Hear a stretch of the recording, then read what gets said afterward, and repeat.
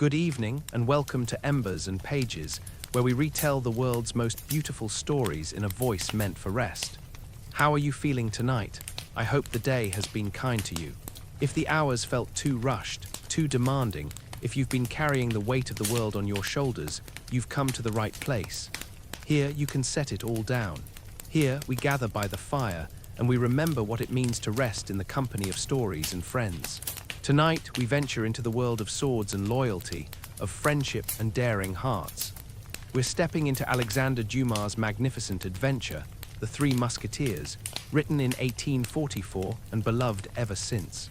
This is a story of brotherhood forged in fire, of four friends who swear an oath that echoes through the centuries, all for one and one for all. It is a tale of courage, yes, but more than that, it is a story about finding your place in the world, about the bonds that make us who we are, about honor that runs deeper than glory. Before we begin, let's prepare together. Soften the lights around you, or let the darkness embrace you completely. Lower the volume until you must lean into the quiet to hear. This gentle effort calms the restless mind. Find the place where your body feels most at home, whether curled on your side or stretched beneath the covers. Let the mattress hold you. Let the pillow cradle your head. Draw a blanket close, feel its weight and warmth. Close your eyes if you wish. There is nothing you need to do but breathe, slow and steady, in and out, and listen. If sleep finds you before the story ends, that is exactly as it should be. This tale will wait for you. It will be here tomorrow, and the night after, whenever you need it. Tonight, your only task is to rest, to let go, to be held by this story as gently as the night holds the stars. Our story begins in the spring of 1625 in the sunlit province of Gascony in southern France. There, a young man named D'Artagnan, barely more than a boy, really, prepares to leave the only home he has ever known. His head is full of dreams. His heart beats with ambition. He has a horse that is more comedy than steed, a sword that has seen better days, and a letter of introduction that he guards like treasure. He does not yet know that the road to Paris will change him. He does not yet know the three extraordinary men who will become his brothers. But the journey is beginning, and the world is bright with promise. In the warm sunlight of a Gascon morning, in the courtyard of a modest manor house that had seen better days, a young man stood before his father. D'Artagnan was 18 years old, lean as a rapier, with dark eyes that burned with ambition and a restlessness that had been growing in him for years. Today, at last, he would leave. Today, he would ride for Paris and the life he had dreamed of since childhood.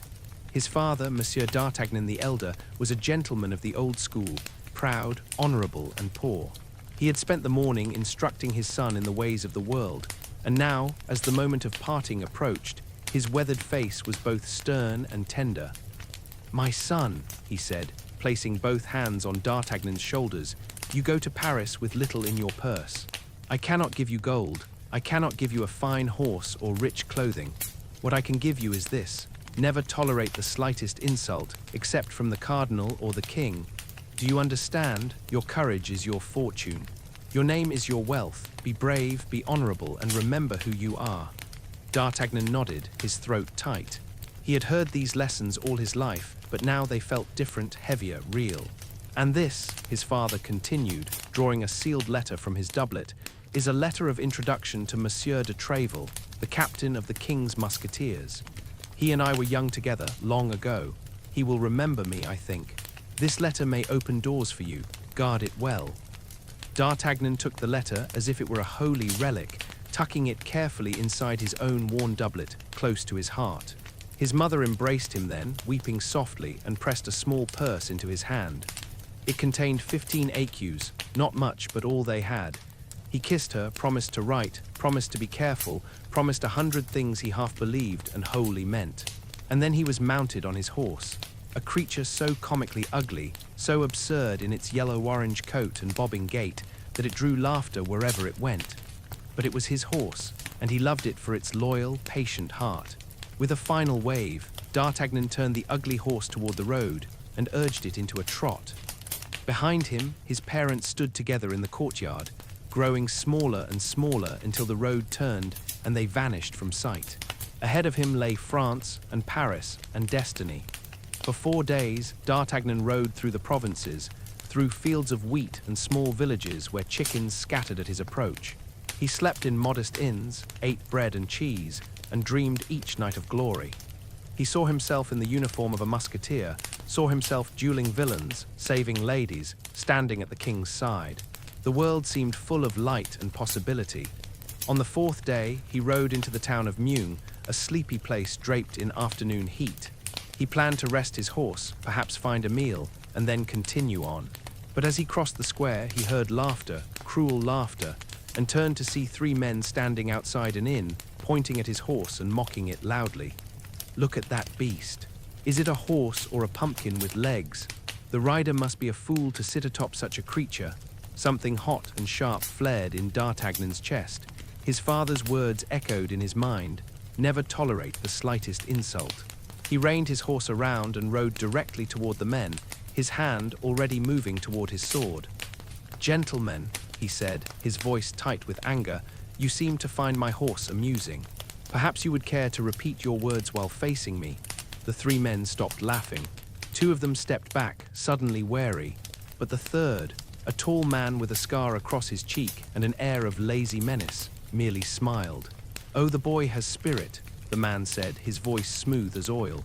"Tell me, boy, where are you going in such haste on that ridiculous animal?" "To Paris," D'Artagnan said, lifting his chin. "And I am no boy.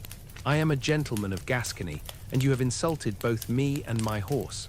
I demand satisfaction." The scarred man's smile widened. He seemed genuinely amused, as if D'Artagnan were a stray puppy trying to bark at a wolf. "A Gascon, are you? How charming. And what business do you have in Paris, little Gascon?" "That is my affair," D'Artagnan said. His hand closed on his sword hilt. "Will you give me satisfaction, or are you a coward as well as a boor?" For a moment, the man's smile faltered, and something cold flickered in his eyes. But then he waved a hand dismissively. "I don't duel with children. Now, if you're wise, you'll get back on your horse and ride away before someone gets hurt." D'Artagnan's vision went red. He drew his sword, a ringing sound in the quiet square, and advanced on the man. The scarred gentleman sighed, motioned to his companions, and before D'Artagnan could quite understand what was happening, someone struck him from behind. Pain exploded in his skull. The world tilted, blurred. He tried to stay on his feet, tried to swing his sword, but another blow landed, and then another, and the ground rushed up to meet him. When he woke, he was lying in a small room above the inn. His head throbbed, his body ached. For a long, disoriented moment, he couldn't remember where he was or what had happened. Then it all came rushing back, the laughter, the fight, the blows. He sat up too quickly and groaned. An innkeeper appeared in the doorway looking worried. "Easy, monsieur, easy. You took quite a beating. You've been unconscious for hours." "My horse," D'Artagnan said hoarsely. "My belongings. Your horse is in the stable, safe and sound. Your belongings are here." But the innkeeper hesitated. "The gentleman you quarreled with, he and his companions left town this morning." "I'm sorry, monsieur." D'Artagnan's hand went instinctively to his doublet. Relief flooded through him. The letter, his father's precious letter of introduction, was still there, safe against his heart. He had not lost everything, but he had been beaten in his first real confrontation, struck down like a blundering fool. The taste of humiliation was bitter in his mouth. He had been so certain of his courage, his skill, his readiness for the world. And the world had taught him, in the space of minutes, how much he still had to learn. Still, as he slowly rose to his feet, steadied himself, and looked out the window toward the Paris road, his determination did not waver. If anything, it burned hotter. He would learn. He would become stronger. He would become a musketeer, and one day he would meet that scarred gentleman again. And next time, things would end differently. He paid the innkeeper with some of his precious coins, retrieved his patient horse, and rode out of Meung with the late afternoon sun in his eyes. The road stretched ahead, winding through golden fields. Paris was still days away, but with every mile it drew closer. And so did his destiny. 3 days later, dusty and weary and nearly out of money, D'Artagnan rode through the gates of Paris. The city roared around him, huge, overwhelming, magnificent. The streets churned with people, horses, carriages, noise. Buildings rose like cliffs on either side, blocking out the sky. The air smelled of smoke and wine and 1,000 cooking fires. It was nothing like Gascony. It was everything he had imagined and more. He made his way through the chaos, asking directions, until at last he found the house of Monsieur de Treville, captain of the King's Musketeers. It stood in a respectable quarter, a fine stone building with the King's banner hanging above the door. D'Artagnan dismounted, his heart hammering in his chest. He had travelled so far. He had survived beatings and hunger and doubt. And now, at last, he stood at the threshold of his future. He straightened his shabby doublet, brushed the dust from his breeches as best he could, and climbed the steps. He was young and poor and unknown, but he was a gentleman of Gascony, and he carried his father's letter and his courage. It would have to be enough. A servant answered the door, eyed D'Artagnan with thinly veiled disdain, and asked his business. "I have come to see Monsieur de Treville," D'Artagnan said, holding his head high. "I have a letter of introduction." The servant sniffed, but took the letter and gestured for D'Artagnan to wait. Long minutes passed. D'Artagnan stood in the hall, listening to the sounds of laughter and conversation drifting from somewhere deeper in the house. He could hear the clink of swords, the voices of men who lived the life he dreamed of. He was so close to everything he wanted. And then, at last, the servant returned, and with an expression of surprise, told him that Monsieur de Treville would see him now. Monsieur de Treville was a man in his middle years, with the bearing of a soldier and the eyes of someone who had seen much and forgotten little. He sat behind a great desk in a room lined with weapons and maps, and when D'Artagnan entered, those sharp eyes studied him from head to toe, taking in the shabby clothes, the provincial accent, the youth and hunger in his face. "So," Treville said, setting down the letter he had been reading, D'Artagnan's letter, his father's letter. "You are the son of my old friend. How is your father?" "He is well, monsieur," D'Artagnan said, bowing as gracefully as he could manage. "He sends you his regards and his respect, and you have come to Paris to become a musketeer." It was not a question, but D'Artagnan answered anyway. "Yes, monsieur.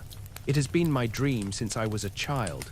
Treville smiled, but it was a gentle, almost sad smile. "Dreams are fine things, young man, but the musketeers are not a dream. They are the king's own guard, and every man in my company has earned his place through service, through proven courage. I cannot simply give you a uniform because your father and I once drank together." D'Artagnan's heart sank, but he kept his expression steady. "I understand, monsieur. What must I do to prove myself?" "First, you must join the king's guards. Serve there, distinguish yourself, and in time, if you are worthy, you may be invited to join the musketeers. It is a long road, I will not lie to you, but if you have patience and courage, it can be done." D'Artagnan nodded slowly. It was not the immediate glory he had imagined, but it was a path. It was hope. "Thank you, monsieur." "I will," but he never finished the sentence. Because at that moment, glancing out the window behind Treville's desk, he saw something that made his blood turn to ice. There, in the street below, walking calmly as if he had not a care in the world, was the scarred man from Meaux. The man who had mocked him, beaten him, humiliated him. D'Artagnan's vision tunneled. His father's voice echoed in his mind, "Never tolerate the slightest insult." "Monsieur," he said abruptly, interrupting Treville mid-sentence, "I beg your pardon, but I must go. That man in the street, I have business with him." And before Treville could respond, before he could even quite process what was happening, D'Artagnan turned and bolted from the room, down the stairs, and out into the street. He ran, shoving through the crowd, his eyes locked on the scarred man's retreating figure. "You, sir," he shouted. "Stop, I demand satisfaction." But the man did not stop, he did not even turn.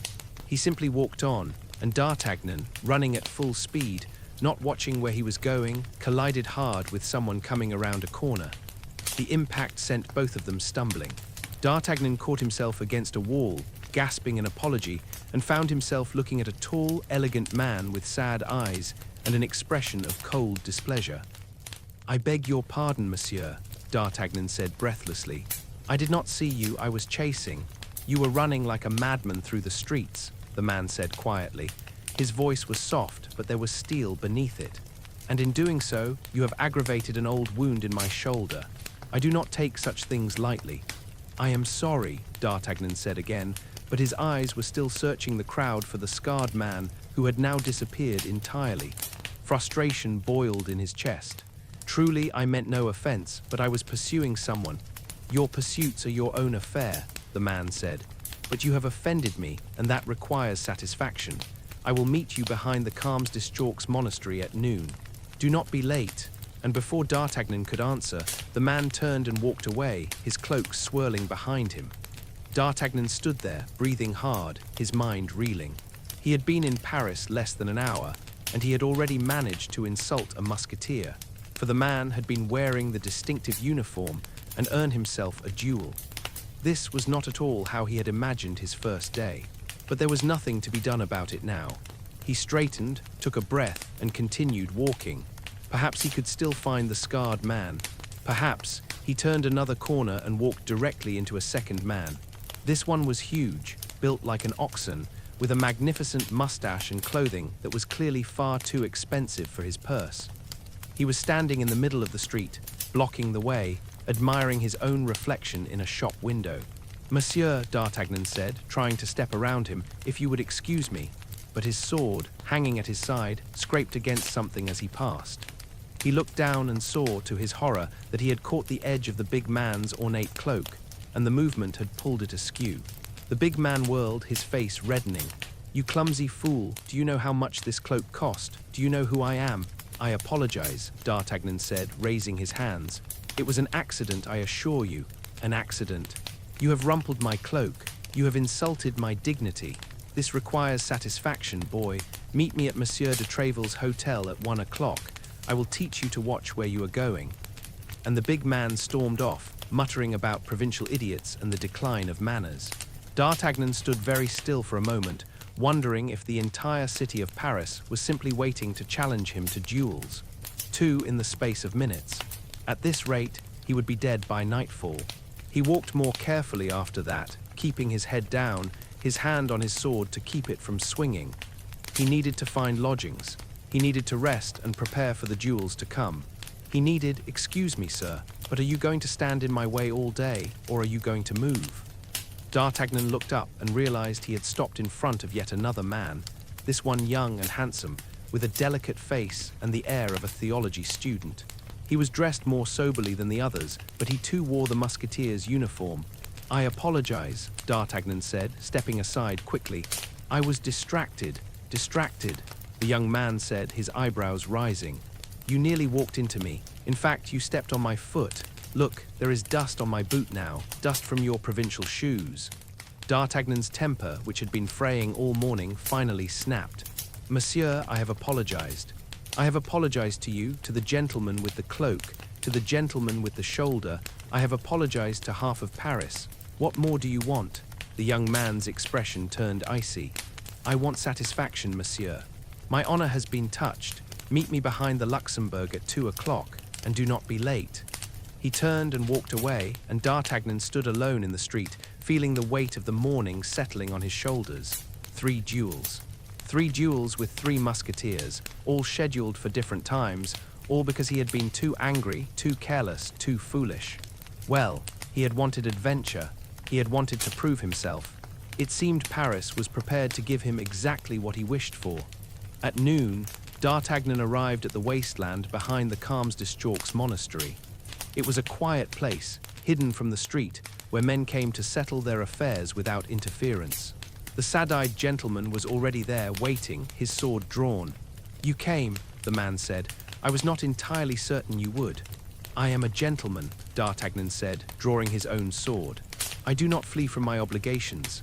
"Very well, my name is Athos, and yours?" "D'Artagnan of Gascony." Athos nodded. "En garde then, Monsieur D'Artagnan." They crossed swords, the steel ringing in the quiet air. Athos was good, far better than D'Artagnan had expected. His movements were precise, economical, fluid as water. D'Artagnan was quick, but Athos was skilled, and within moments it was clear that this would not be an easy fight. But before either of them could land a blow, footsteps echoed across the wasteland. Both men turned to see the big man with the magnificent mustache approaching, his sword already drawn. "Athos," the big man called. "What are you doing here?" "Dueling Porthos," Athos said dryly. "What does it look like?" "Dueling with this boy," Porthos, for that was the big man's name, laughed. "But I am dueling him at 1 o'clock. He insulted my cloak." Athos's eyebrows rose slightly. Did he injured my shoulder. Before they could discuss it further, a third figure appeared, the young, handsome man from the street. He stopped when he saw the scene, his eyes widening. Aramis, Athos said, don't tell me you are here for the same reason we are. The young man, Aramis, looked sheepish. He stepped on my boot. For a moment there was silence.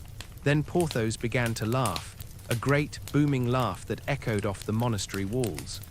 This boy, he said, wiping his eyes, this provincial boy has managed to insult all three of us in one morning. That takes a special kind of talent. Even Athos's lips twitched with something that might have been amusement. It is impressive in its way. D'Artagnan, standing in the middle of them, realized for the first time that these three men knew each other. More than that, they were friends, and he was about to fight all three of them, one after another, until either he was dead or they were satisfied. Well, Aramis said, his hand on his sword, shall we begin? Athos has the first claim. But before Athos could answer, a shout rang out from the other side of the wasteland. They all turned to see 5 men in the crimson uniforms of the cardinal's guards approaching, their swords drawn, their faces set with hostile intent. Musketeers, the leader called. Dueling is forbidden within city limits. By order of Cardinal Richelieu, you are under arrest. Athos, Porthos, and Aramis exchanged glances. Then, as one, they turned their backs on D'Artagnan and faced the cardinal's guards, their swords rising. There are 5 of them and 3 of us, Porthos said conversationally. It seems unfair. For them, perhaps, Athos said. Aramis glanced back at D'Artagnan. Well, boy, are you going to stand there or are you going to fight? D'Artagnan's heart leaped. He drew his sword and stepped forward to stand beside them. I am with you. Good, Athos said. And then they charged. The fight was swift and fierce and glorious. D'Artagnan found himself fighting back to back with Porthos, their blades flashing in the sunlight, their breath coming hard and fast. The cardinal's guards were skilled, but the 4 of them fought as if they had trained together for years. Athos called out warnings, Aramis covered gaps, Porthos roared encouragement, and D'Artagnan, young and wild and brave, threw himself into the fight with everything he had. When it was over, the 5 guards lay disarmed on the ground, groaning, and the 4 victors stood together, breathing hard, grinning like wolves. You fight well, Athos said to D'Artagnan, sheathing his sword. For a provincial, Porthos added, clapping him on the shoulder hard enough to make him stagger. Aramis smiled. What is your name again? D'Artagnan of Gascony. Well, D'Artagnan of Gascony, Athos said, extending his hand, I think our quarrel is forgotten. Any man who fights beside us is a friend. D'Artagnan clasped his hand, feeling something warm and solid settle in his chest. He had come to Paris alone. He had been beaten, humiliated, lost. But now, standing in this dusty wasteland with 3 men who had been enemies an hour ago, he felt, for the first time, that he had found something more precious than glory. He had found friends. In the days that followed that first chaotic morning, D'Artagnan began to understand the world he had entered. Paris was a city of factions and rivalries, of courtly intrigue and whispered plots, and nowhere were these tensions more visible than in the bitter competition between the king's musketeers and the cardinal's guards. King Louis XIII was a young man, passionate about hunting and warfare, but uncertain in matters of state. His chief minister, Cardinal Richelieu, was the true power behind the throne, a brilliant, ruthless man who saw everything, controlled everything, and forgave nothing. The cardinal had his own private guard, dressed in crimson, and they hated the musketeers with a cold, professional hatred. The musketeers, in turn, wore the king's colors and served the king's honor, and they returned that hatred in full measure. Every street brawl, every duel, every insult traded in a tavern was part of a larger war, a shadow war fought not with armies, but with swords and pride and loyalty. D'Artagnan learned all of this from his 3 new friends. They met often, in taverns and lodging houses, sharing wine and stories. And as the wine flowed and the nights grew long, D'Artagnan came to know them not just as musketeers, but as men. Athos was the eldest of the 3, and in many ways the strangest. He was a man of noble bearing and quiet dignity, but there was a sadness in him that ran as deep as a river. He drank often, too often, and when the wine took him, his eyes would grow distant, as if he were looking at something far away and long ago, something he could never quite reach or forget. He spoke rarely of his past. D'Artagnan learned only that he was of high birth, that he had once owned land and title, and that some tragedy had driven him to Paris and the life of a soldier. What that tragedy was, Athos would not say. He was a private man, controlled and reserved, but when he fought, there was a cold precision to him that was almost frightening. And when he gave his word, it was as unbreakable as iron. D'Artagnan admired him more than he could say. There was something in Athos, some core of honor and strength, that made him feel in his presence that the world still had room for nobility. Porthos was Athos's opposite in almost every way. He was loud, boisterous, vain, and utterly incapable of passing a mirror without stopping to admire himself. He dressed in clothes he could not afford, pursued women far above his station, and boasted endlessly about his conquests, both romantic and martial. But beneath the bluster was a heart as big as his frame. Porthos was loyal to the bone, generous with his friends even when he had nothing to give, and his laughter could fill a room and chase away shadows. He was the kind of man who made life feel larger, brighter, more full of possibility. D'Artagnan quickly grew to love him for his warmth and his unshakable optimism. And then there was Aramis. He was the youngest of the three, handsome and delicate-featured, with the manners of a gentleman and the soul, he claimed, of a priest. He often spoke of leaving the Musketeers to join the church, of devoting himself to prayer and contemplation. But somehow that day never came. There were always duels to fight, friends to defend, women to romance in quiet alcoves where the light was soft and forgiveness easy. Aramis was a contradiction, a man caught between the sacred and the profane, between duty and desire.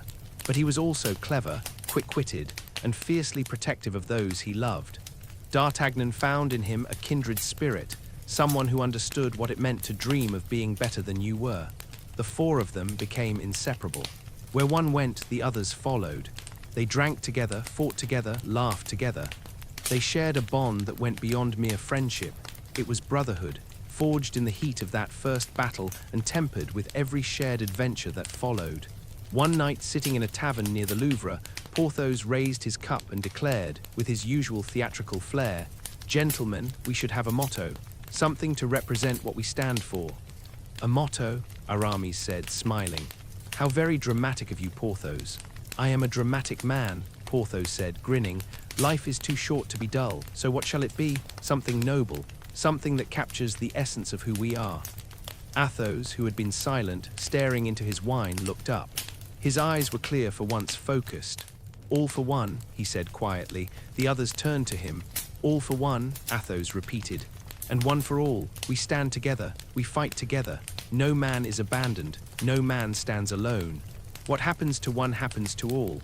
There was a moment of silence. Then Aramis nodded slowly. "I like it. I love it," Porthos boomed, slamming his cup on the table. "All for one and one for all. It is perfect." D'Artagnan felt something swell in his chest. Pride, belonging, a sense of purpose he had never known before. He raised his cup.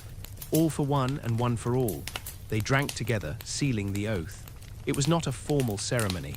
There were no witnesses, no grand declarations. But in that moment, in that smoky tavern with the fire crackling and the night pressing close around them, they became something more than friends. They became a union, a force, a single heart beating in four chests. And D'Artagnan, who had arrived in Paris alone and lost, felt for the first time in his life that he had found a home. But Paris was not a city that allowed peace for long. The very next day, walking through the marketplace with Porthos, D'Artagnan saw a group of cardinal's guards loitering near a fountain, their crimson uniforms bright in the sunlight. Among them was a man D'Artagnan recognized, one of the five they had fought and disarmed behind the monastery. The man saw them at the same moment and sneered. "Look, brothers, it's the musketeer and his puppy. Come to start another fight." Porthos's hand went to his sword. "Watch your tongue or I'll cut it out." "You could try," the guard said, stepping forward. His companions fanned out beside him, hands on their weapons. "But there are 6 of us and only 2 of you. Perhaps you should run home to Tréville and cry for help." D'Artagnan felt his blood rising, but Porthos placed a hand on his shoulder. "Easy," he murmured. "We are outnumbered. Picking a fight now would be foolish." "Wise words," the guard said mockingly. The great Porthos running from a fight, how the mighty have fallen. Porthos's jaw tightened, but he held his ground. He turned, gesturing for D'Artagnan to follow, and they walked away. The guards' laughter followed them down the street, sharp and cruel. When they were out of earshot, D'Artagnan said, "Why did we retreat?" "We could have died," Porthos finished. "Yes, we could have. And for what? Pride, honor?" He shook his head. "There is a difference, my friend, between courage and stupidity. Athos taught me that. You fight when you can win, or when the cause is worth dying for. A tavern insult is neither." D'Artagnan was quiet, absorbing this. It was a lesson his father had not taught him, the lesson of restraint, of choosing battles wisely. But Porthos was right. He could see that now. Still, the encounter left a bitter taste. The rivalry between the Musketeers and the Cardinal's guards was not just a game. It was real and dangerous, and it could turn deadly in a heartbeat. That evening, the four friends gathered at Athos's lodgings, a sparse, neat room that reflected its owner's austere nature. Athos poured wine, and they sat together in the lamplight, talking of the day's events. "The cardinal grows bolder," Aramis said, his tone thoughtful.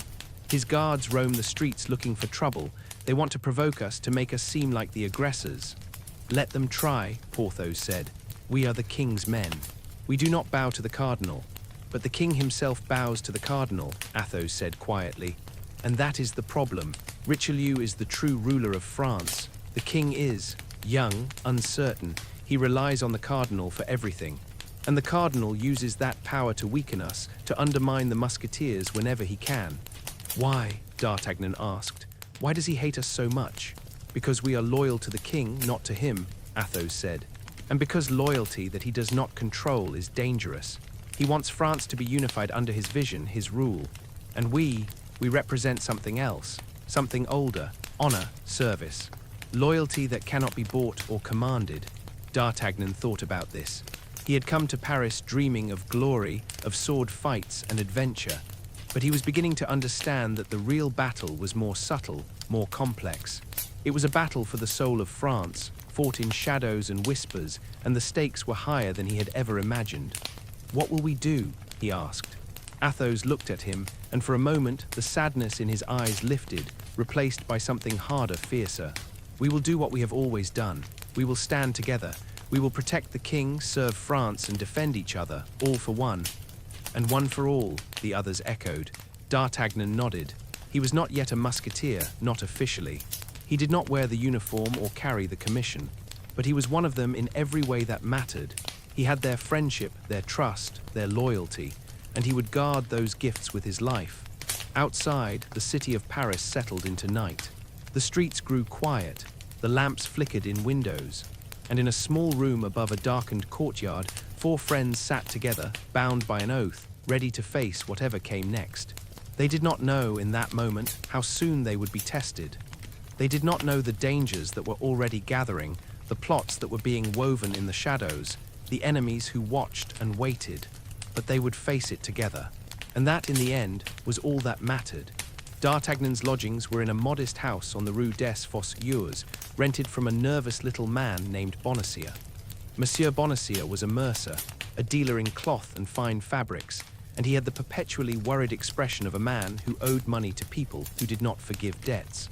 He was 50 years old, balding, anxious, and utterly unremarkable in every way. Except for one thing, his wife. Madame Constance Bonacieux was 25, beautiful, and entirely too good for her husband. She had been married to him when she was barely more than a girl, a match arranged by families and convenience rather than love. But where Bonacieux was timid and grasping, Constance was clever and brave. Where he thought only of profit, she thought of loyalty and honor. And where he served no one but himself, she served the Queen of France. D'Artagnan first saw her on a morning in late spring, when he was leaving his rooms to meet Aramis for breakfast. She was crossing the courtyard below, carrying a basket, her movements quick and graceful. The sunlight caught her hair dark, glossy, pinned beneath a simple cap, and for a moment D'Artagnan forgot to breathe. She looked up, felt his gaze, and met his eyes. For a heartbeat, they simply looked at each other. Then she smiled, a small, knowing smile, and disappeared into the house. D'Artagnan stood on the stairs, his heart hammering, feeling as if he had just been struck by lightning. He had known attraction before, fleeting infatuations with girls in Gascony, but this was different. This was something deeper, more immediate, more true. He did not even know her name, and yet he felt with absolute certainty that his life had just changed. He asked about her casually later that day and learned that she was Bonacieux's wife, that she served in the household of the queen, and that she was as virtuous as she was beautiful. This last piece of information should have discouraged him. It did not. It only made him more determined to know her, to speak with her, to be near her. For days, he found excuses to linger in the courtyard, to pass by the door to the Bonacieux apartment, hoping for a glimpse of her. And sometimes their paths would cross, a meeting on the stairs, a moment in the courtyard, and they would exchange greetings, polite and proper, but beneath the words was something else. A recognition, a current of feeling that neither of them spoke aloud but both understood. And then, one night, everything changed. D'Artagnan was woken by a noise, a crash, a cry, the sound of struggle. He sat up in the darkness, his hand reaching instinctively for his sword. The sounds were coming from below, from the Bonacieux apartment. He heard Constance's voice, sharp with fear, and Bonacieux's voice, high and panicked, and then the sound of boots, heavy on the floorboards, and the slam of a door. D'Artagnan did not think. He ran from his room, down the stairs, and burst into the courtyard just in time to see two men dragging a struggling figure toward a waiting carriage. The figure was Constance. She was fighting, kicking, trying to scream, but one of the men had his hand over her mouth. "Stop!" D'Artagnan shouted, racing toward them, his sword drawn. "Let her go!" The men turned, startled. They were large, rough-looking, dressed in nondescript clothing. Hired thugs, D'Artagnan thought, dangerous but not soldiers. "Stay back, boy," one of them growled. "This is not your concern."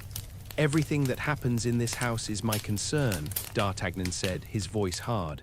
"Release her now." The men exchanged glances. Then with a shrug, they dropped Constance and drew their own weapons.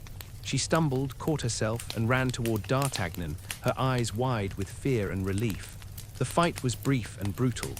D'Artagnan was outnumbered, but he was young and fast and driven by something more powerful than skill, the desperate need to protect her.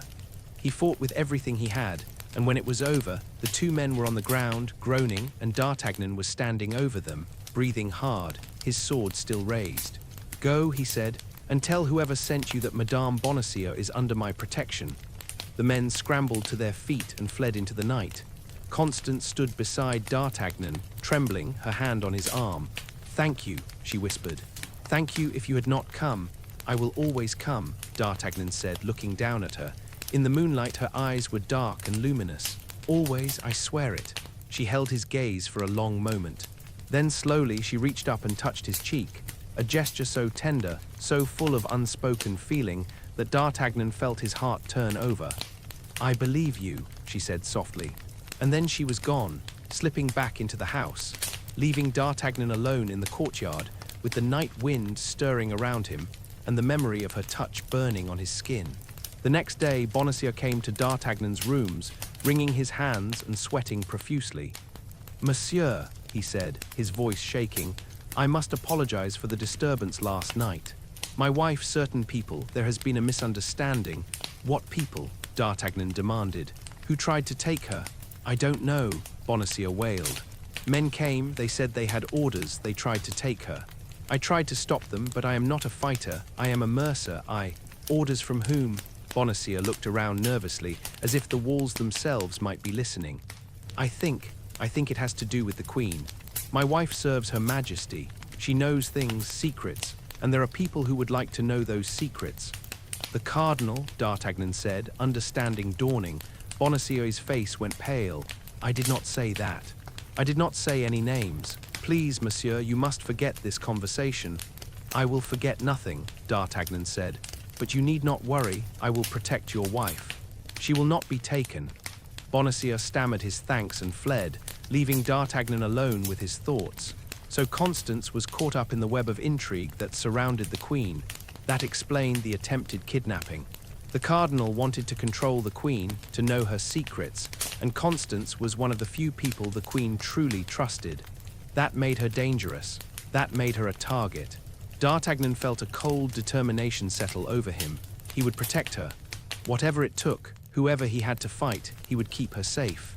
That evening, he met with Athos, Porthos, and Aramis at their usual tavern and told them everything. They listened in silence, their expressions growing serious. "This is dangerous," Athos said when D'Artagnan had finished. "If the cardinal is involved, you are playing a game with very high stakes." "I know," D'Artagnan said, "but I cannot abandon her." Aramis smiled faintly. "Of course you cannot, you are in love." D'Artagnan felt his face heat. "I do not deny it," Porthos said, grinning. "We can see it written all over you. The boy is smitten. Is she worth it?" Athos asked quietly. D'Artagnan met his eyes. "Yes, absolutely." Athos nodded slowly. "Then we will help you, all for one, remember. Your fight is our fight. And if it comes to defying the cardinal himself?" D'Artagnan asked. Porthos laughed. "We have been defying the cardinal since before you arrived, my friend. What is one more act of rebellion?" D'Artagnan felt a wave of gratitude so strong it nearly overwhelmed him. He had thought he would have to face this alone, but of course he would not. He had brothers now, and they would stand with him, no matter the cost. For the next few days, D'Artagnan watched over Constance carefully. He escorted her when she left the house, stood guard outside the Bonacieux apartment at night, and made it clear to anyone who asked that she was under his protection. Constance, for her part, seemed both touched and amused by his devotion. She thanked him, gently teased him, and sometimes, when they were alone, allowed herself to look at him with something that made his heart ache with hope. But she was also worried. D'Artagnan could see it in the tightness around her eyes, the way she glanced over her shoulder when they walked through the streets. "What is it?" he asked one evening as they stood together in the courtyard, the sky deepening to violet above them. "What are you afraid of?" She hesitated, then said, "The queen is in danger. I cannot tell you more than that. But there are plots, schemes, people who would see her humiliated, ruined. And I am afraid that I will not be able to protect her." "Let me help," D'Artagnan said. "Tell me what you need. I will do anything." Constance looked at him for a long moment. Then she shook her head. "Not yet, but soon, perhaps. If things become desperate." She reached out and took his hand, squeezing it gently. "Thank you for caring, for being here. You are a good man, D'Artagnan." "I would be better," he said, "if I could keep you safe." She smiled, sad and sweet. "You already do, more than you know." And then, as the stars began to appear overhead, she slipped back into the house, leaving D'Artagnan standing alone in the gathering dark, his hands still warm from her touch, his heart full of a fierce, protective love that he knew would shape everything that was to come. He did not know in that moment how soon her call for help would come. He did not know the trials that awaited, the dangers they would face, the enemies they would make. But he knew that when she needed him, he would be ready, and he would not fail her, whatever it cost. The call came on a night when rain drummed against the windows and the streets of Paris ran with water. D'Artagnan was in his rooms, reading by candlelight, when he heard a soft knock at his door. He rose, his hand instinctively going to his sword, and opened the door to find Constance standing there, her cloak soaked through, her face pale with urgency. "I need your help," she said without preamble. "The queen needs your help. Tonight, now." D'Artagnan did not hesitate. "Tell me what to do." She glanced down the corridor, then stepped inside and closed the door behind her. When she spoke, her voice was low and rushed. "The queen is in terrible danger. There is to be a ball in 3 days' time, hosted by the king. The cardinal has convinced his majesty to ask the queen to wear the diamond tags he gave her as a gift on their anniversary. But the queen no longer has them." D'Artagnan frowned. "She lost them. She gave them away," Constance said, her eyes filling with pain, "to the Duke of Buckingham." The name hung in the air between them. Everyone in France knew of the Duke of Buckingham, the English nobleman who had visited Paris the year before and had fallen desperately, publicly in love with Queen Anne. The king had been jealous and furious. The cardinal had been watchful and suspicious. And the queen, lonely and young and trapped in a loveless marriage, had allowed herself for a brief moment to be flattered. To give the Duke a token, 12 diamond tags, a gift from the king, as a remembrance. "The cardinal knows," Constance continued. "He has spies everywhere. He knows the queen gave the diamonds to Buckingham, and he has arranged the ball specifically to humiliate her. When she cannot produce the diamonds, the king will know she gave them to another man. She will be disgraced, possibly exiled, perhaps worse. The cardinal has wanted to break her for years, and now he has his chance. Why doesn't the queen simply tell the king the truth? D'Artagnan asked. Because the truth would destroy her, Constance said. She is already suspected of divided loyalties. She is Spanish by birth, and Spain is France's enemy. If it becomes known that she gave the king's gift to an Englishman, to a man who loves her, it will be seen as treason. The cardinal will use it to turn the king against her completely. D'Artagnan felt a cold anger rising in him. This was the cardinal's true genius, not strength, but manipulation. He did not fight with swords. He fought with secrets and shame and the slow poison of whispered words. What can be done? He asked. The diamonds must be retrieved, Constance said. Someone must go to England, find the Duke of Buckingham, and bring the diamonds back before the ball. It is the only way to save the Queen. Then I will go, D'Artagnan said immediately. Constance looked at him, her eyes shining with gratitude and fear. It is dangerous. The cardinal's spies watch the roads. You will be followed, ambushed, perhaps killed. And even if you reach England safely, there is no guarantee the Duke will surrender the diamonds. He treasures them because they came from the Queen. I will convince him, D'Artagnan said. Or I will take them, but I will not fail. She stepped closer, her hands reaching for his. Why would you do this? Risk your life for a queen you do not know? I do it for you, D'Artagnan said simply. You asked. That is reason enough. Tears spilled down her cheeks. She rose on her toes and kissed him, swiftly, gently, a kiss of gratitude and promise and something deeper that neither of them dared name. Go then, she whispered, and come back to me. Within the hour, D'Artagnan had gathered Athos, Porthos, and Aramis. He told them everything, the diamonds, the Duke, the danger. When he finished, the three of them sat in silence, their expressions thoughtful.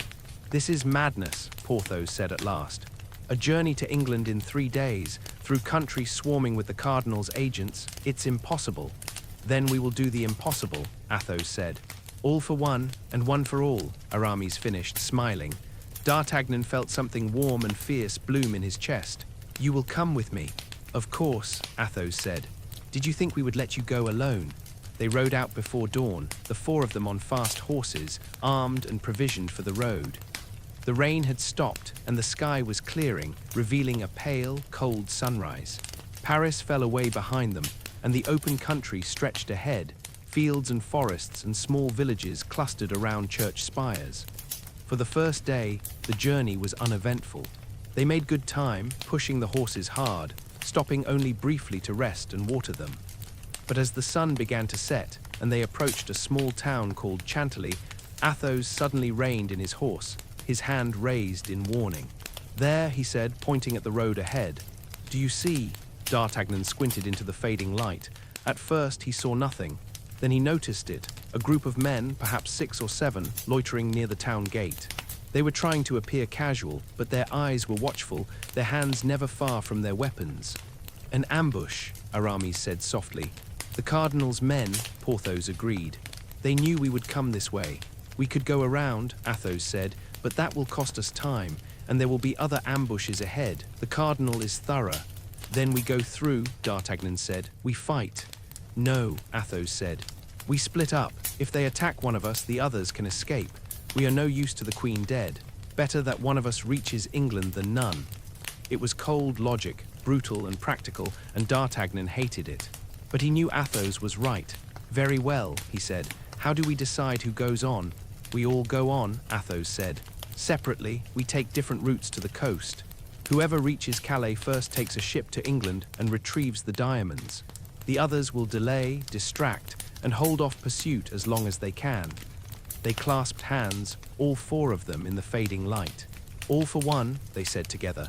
And then they parted, each riding in a different direction, scattering like leaves in the wind. D'Artagnan took the main road, riding hard through the gathering darkness. Behind him, he heard shouts, the clash of steel, Porthos or Aramis, engaging the ambushers to give him time to escape. He wanted to turn back to help them, but he forced himself to ride on. The mission was more important than any one man. He had to reach England. He had to save the Queen. Hours later, exhausted and half asleep in the saddle, he came to a tavern on the outskirts of a village. He decided to rest, just for an hour, to let his horse recover. He dismounted, led the horse to the stable, and went inside. The tavern was warm and dim, filled with the smell of bread and ale. D'Artagnan found a corner table, ordered food, and sat with his back to the wall, watching the room warily. He had just begun to eat when the door opened and a man walked in. D'Artagnan's blood froze. It was the scarred man from Meun, the man who had beaten him on his first day out of Gascony, the man he had been hunting in the back of his mind ever since. The scarred man saw him at the same moment. For a heartbeat, they stared at each other. Then the man smiled, that same lazy, mocking smile, and walked toward him. "Well, well," the man said, "the little Gascon, we meet again." D'Artagnan's hand went to his sword. "I have no time for you tonight." "No," the man tilted his head. "That is a shame, because I have time for you. In fact, I have been following you." "Following me?" "On the cardinal's orders," the man said. "He knows what you are attempting.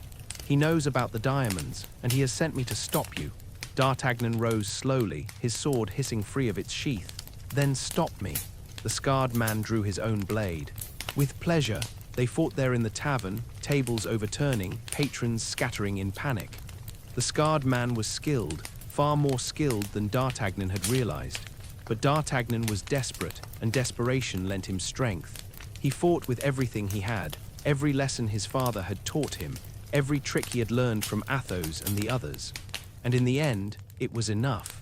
He disarmed the man, sent his sword clattering across the floor, and pressed the point of his own blade to the man's throat. "Yield," D'Artagnan said, breathing hard. The scarred man smiled, even with a sword at his throat. "You have won this round, boy, but the cardinal has more agents than just me.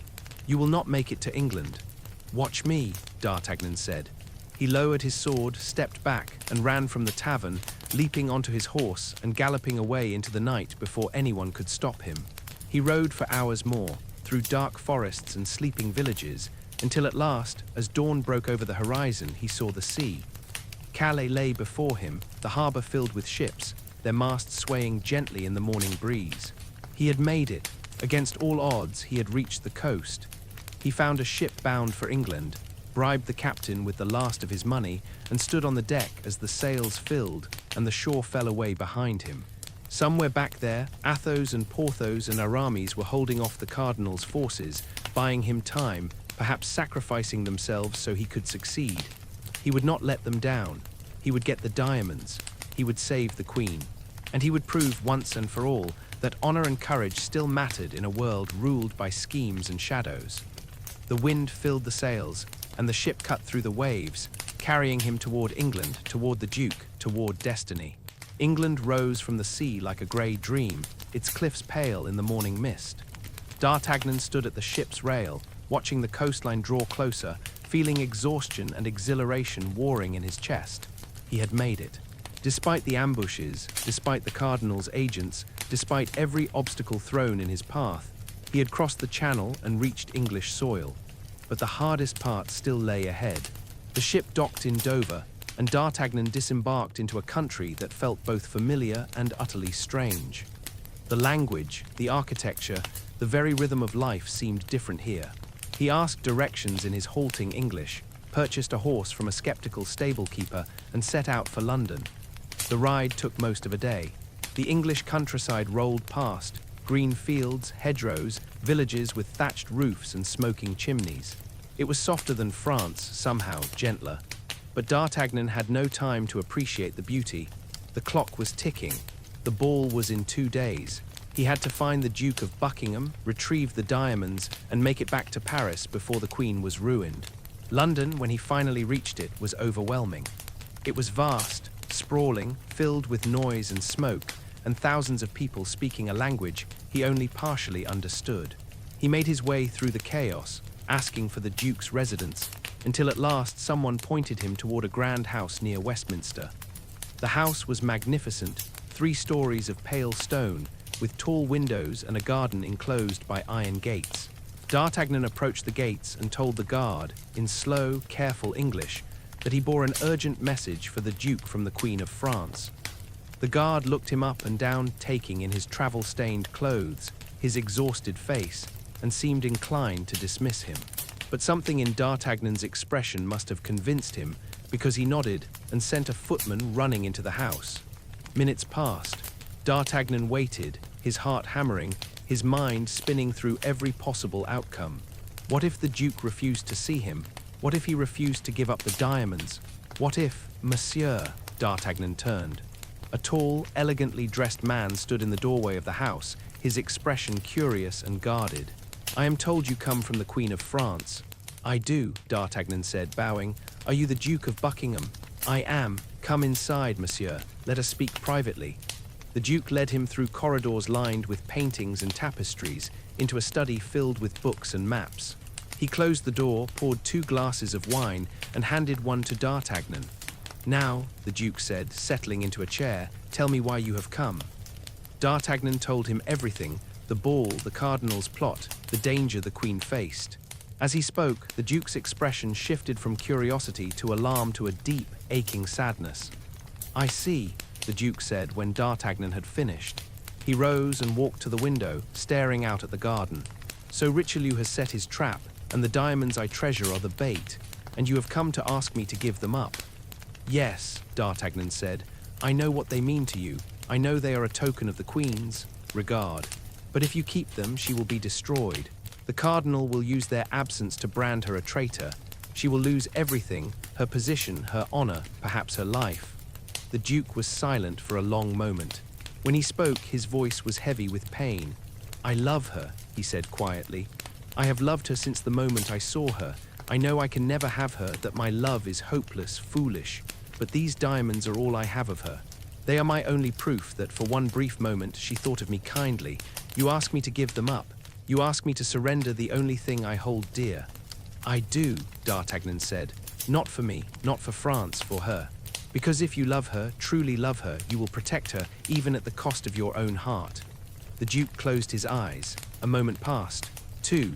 Then he opened his eyes, turned, and walked to a locked cabinet on the far wall. He unlocked it, reached inside, and drew out a velvet case. He opened it, and there, gleaming in the candlelight, were 12 diamond tags, each one flawless and brilliant. "I have worn these close to my heart every day since she gave them to me," the Duke said. "I have treasured them more than any jewel I own, and now I give them to you because you are right. If I love her, I must let her go." He closed the case and handed it to D'Artagnan.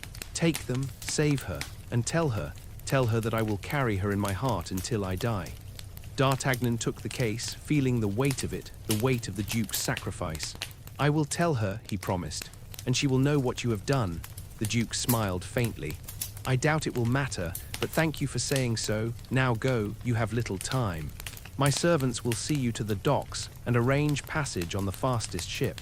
Go with my blessing and with my hope that you succeed." D'Artagnan bowed deeply. "Thank you, your grace. I will not forget this." He turned to leave, but the Duke called him back. "Wait, let me see the diamonds once more." D'Artagnan handed him the case. The Duke opened it, looked at the diamonds for a long, silent moment, his expression unreadable. Then he frowned. "There are only 10, he said suddenly. D'Artagnan's blood went cold. "What? There should be 12 tags, but there are only 10, 2 are missing." D'Artagnan stared at the case, his mind racing. "Are you certain?" "Absolutely certain. The Queen gave me 12. I have counted them 1,000 times, and now there are only 10. The Duke's face hardened. "Someone has stolen them." "Who?" D'Artagnan demanded. "Who has access to this room?" "Very few people, my most trusted servants, but—" The Duke's expression darkened. "There was a woman, a visitor a few nights ago, French, beautiful. She claimed to bring me a message from a mutual friend. I let her wait here while I attended to something. She was alone for perhaps 10 minutes." "Describe her," D'Artagnan said, though he already had a terrible suspicion forming in his mind. "Tall, dark hair, pale skin, a scar on her shoulder shaped like a flower, a fleur-de-lis." D'Artagnan felt the world tilt. A fleur-de-lis, the brand given to criminals in France. He had heard Athos mention it once, in a story he had refused to finish. A story about a woman Athos had once loved and thought dead, a woman in the cardinal's service, Milady de Winter. "She stole them," D'Artagnan said, his voice hollow. "She stole 2 of the diamonds and gave them to the cardinal, so that even when I return with the remaining 10, the Queen will still be unable to produce all 12. "The trap is perfect," the Duke swore softly. "What will you do?" "I will get them back," D'Artagnan said, though he had no idea how. "Somehow I will get them back." The Duke looked at him for a long moment. Then he walked to his desk, scribbled something on a piece of paper, and handed it to D'Artagnan. "This is the name of the finest jeweler in London. He can make 2 replicas of the missing diamonds in a matter of hours. They will not be real, of course, but they will look real. At a distance, at a ball, no one will be able to tell the difference." D'Artagnan looked at the paper, then at the Duke. "This could work. If the jeweler is fast enough." "He is. I will send word to him immediately. Go to his shop. Give him the remaining diamonds so he can match them. He will work through the night if necessary. By morning, you will have 12 diamonds again." D'Artagnan clasped the Duke's hand. "I owe you everything. You owe me nothing. Just save her. That is all I ask." D'Artagnan ran from the house, the velvet case clutched in his hand, the Duke's directions burned into his mind. He found the jeweler's shop in a narrow street near the river, a small, cluttered place that smelled of metal and polish. The jeweler, a wizened old man with magnifying lenses strapped to his head, listened to D'Artagnan's story, examined the 10 remaining diamonds, and nodded crisply. "It can be done," he said in accented French, "but it will cost you dearly." "I will pay anything," D'Artagnan said. "I do not want money," the jeweler said. "I want a promise. When the Queen is safe, when this is over, send word to me. Let me know that my work helped save her. That is payment enough." D'Artagnan felt his throat tighten. "You have my word." The jeweler nodded and set to work. D'Artagnan sat in the corner of the shop, watching the old man's hands move with precise, practiced grace. Hours passed. The night deepened. And finally, as dawn began to lighten the sky outside, the jeweler straightened and held up the case. "It is done." D'Artagnan looked inside. 12 diamond tags gleamed up at him, perfect and identical. Only the jeweler would ever know that 2 of them were glass and paste, perfect forgeries. "Thank you," D'Artagnan said, his voice shaking with gratitude. "Thank you." He ran from the shop, clutching the case, and made his way to the docks. A ship was waiting. The Duke had arranged it, as promised. D'Artagnan leapt aboard, and the ship pushed off into the grey morning, its sails filling with wind, carrying him back toward France, toward Paris, toward the ball and the Queen and the fate of everything he held dear. He stood at the rail, the wind in his hair, the case safe in his doublet. He did not know if he would make it in time. He did not know if his friends were alive or dead, if they had survived the ambushes they had faced to buy him this chance. But he knew that he had done everything he could, and he would keep doing everything he could until the Queen was safe, until Constance was safe, until the Cardinal's plot was shattered and honor had won the day. The coast of France appeared on the horizon, a dark line against the pale sky. D'Artagnan took a breath and whispered a prayer to whatever gods watched over desperate young men on impossible quests. "Let me be in time, please. Let me be in time." The return journey was a blur of motion and desperate haste. D'Artagnan rode from the coast at a pace that would have killed a lesser horse, stopping only when exhaustion threatened to pull him from the saddle. Every moment that passed was a moment closer to the ball, closer to the Queen's ruin. He could not afford delay. He could not afford rest. The French countryside flew past, forests and villages and fields golden with summer wheat.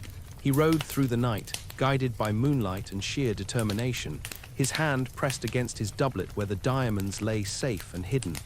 On the second day, as he neared Paris, he began to see signs of struggle. A burned-out tavern, a broken sword lying in the dust by the roadside. And then, at an inn on the outskirts of a small town, he found Porthos. The big man was sitting in the common room, his arm in a sling, a bandage wrapped around his ribs, but his mustache as magnificent as ever. When he saw D'Artagnan, his face split into a wide grin. "You made it," Porthos boomed, rising to embrace him despite his injuries. "By God, I was beginning to think the Cardinal had caught you." "What happened to you?" D'Artagnan asked, looking at the bandages. "Ambush," Porthos said cheerfully. 10 of the Cardinal's men, maybe more. I held them off as long as I could, but eventually they surrounded me. I took a sword in the shoulder and a blow to the ribs. But I gave better than I got, I promise you that. They carried away twice as many wounded as I had.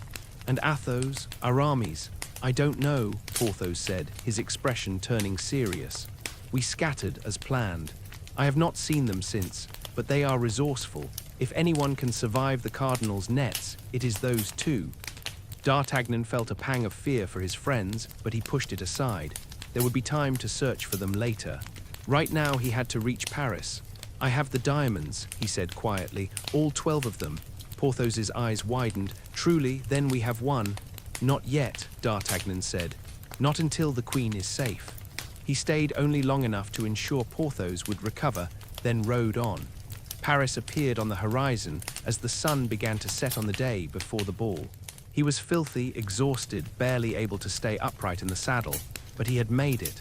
Against impossible odds, he had made it. He went directly to Constance. She opened the door to his knock, and when she saw him, her face transformed, fear giving way to joy, giving way to tears. She pulled him inside, her hands running over his face, his shoulders, as if to confirm he was real. "You came back," she whispered. "I thought I was so afraid." "I have the diamonds," D'Artagnan said, drawing out the velvet case. All 12. Constance took the case with trembling hands, opened it and stared at the gleaming tags. "How, the Duke, did he agree?"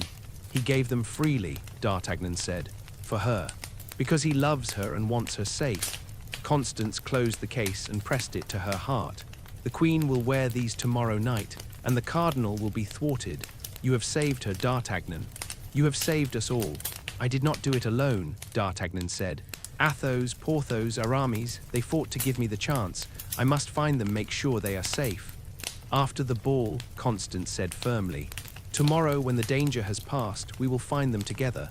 But tonight you need to rest. You can barely stand." She was right. Now that the urgency had passed, now that the diamonds were in safe hands, exhaustion crashed over him like a wave. He let Constance guide him to a chair, accepted the wine she poured, and allowed himself, for the first time in days, to simply breathe. "Tell me," Constance said, sitting beside him. "Tell me everything." So he did. He told her about the sea crossing, about the Duke and his quiet grief, about the stolen diamonds and the jeweler who had saved them.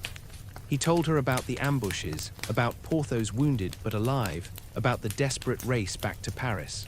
And as he spoke, Constance listened, her hand in his, her eyes never leaving his face. When he finished, she leaned forward and kissed him, a long, deep kiss that tasted of gratitude and relief and something far more precious than either. "I love you," she said softly. "I think I have loved you since the first moment I saw you, standing in that courtyard, looking lost and determined and impossibly young. And now you have proven that you are everything I thought you were, everything I hoped you could be." D'Artagnan felt his heart swell. "I am not a musketeer yet, I am nobody, just a poor Gascon with a sword and a dream." "You are a hero," Constance said, "my hero. And I will wait for you for as long as it takes, until the day you wear the uniform and can ask me properly to be yours." "Then I will earn it," D'Artagnan said. "I will become a musketeer. I will make myself worthy of you. I swear it." They sat together in the candlelight, holding each other, speaking of the future in soft, hopeful voices. And for a brief, perfect moment, the world was kind. The next evening, the ball was held in the grand hall of the Louvre. All of Paris seemed to be there, nobles in silk and velvet, musicians playing soft, elegant music, servants moving through the crowd with trays of wine and delicacies. Chandeliers blazed overhead, casting everything in golden light.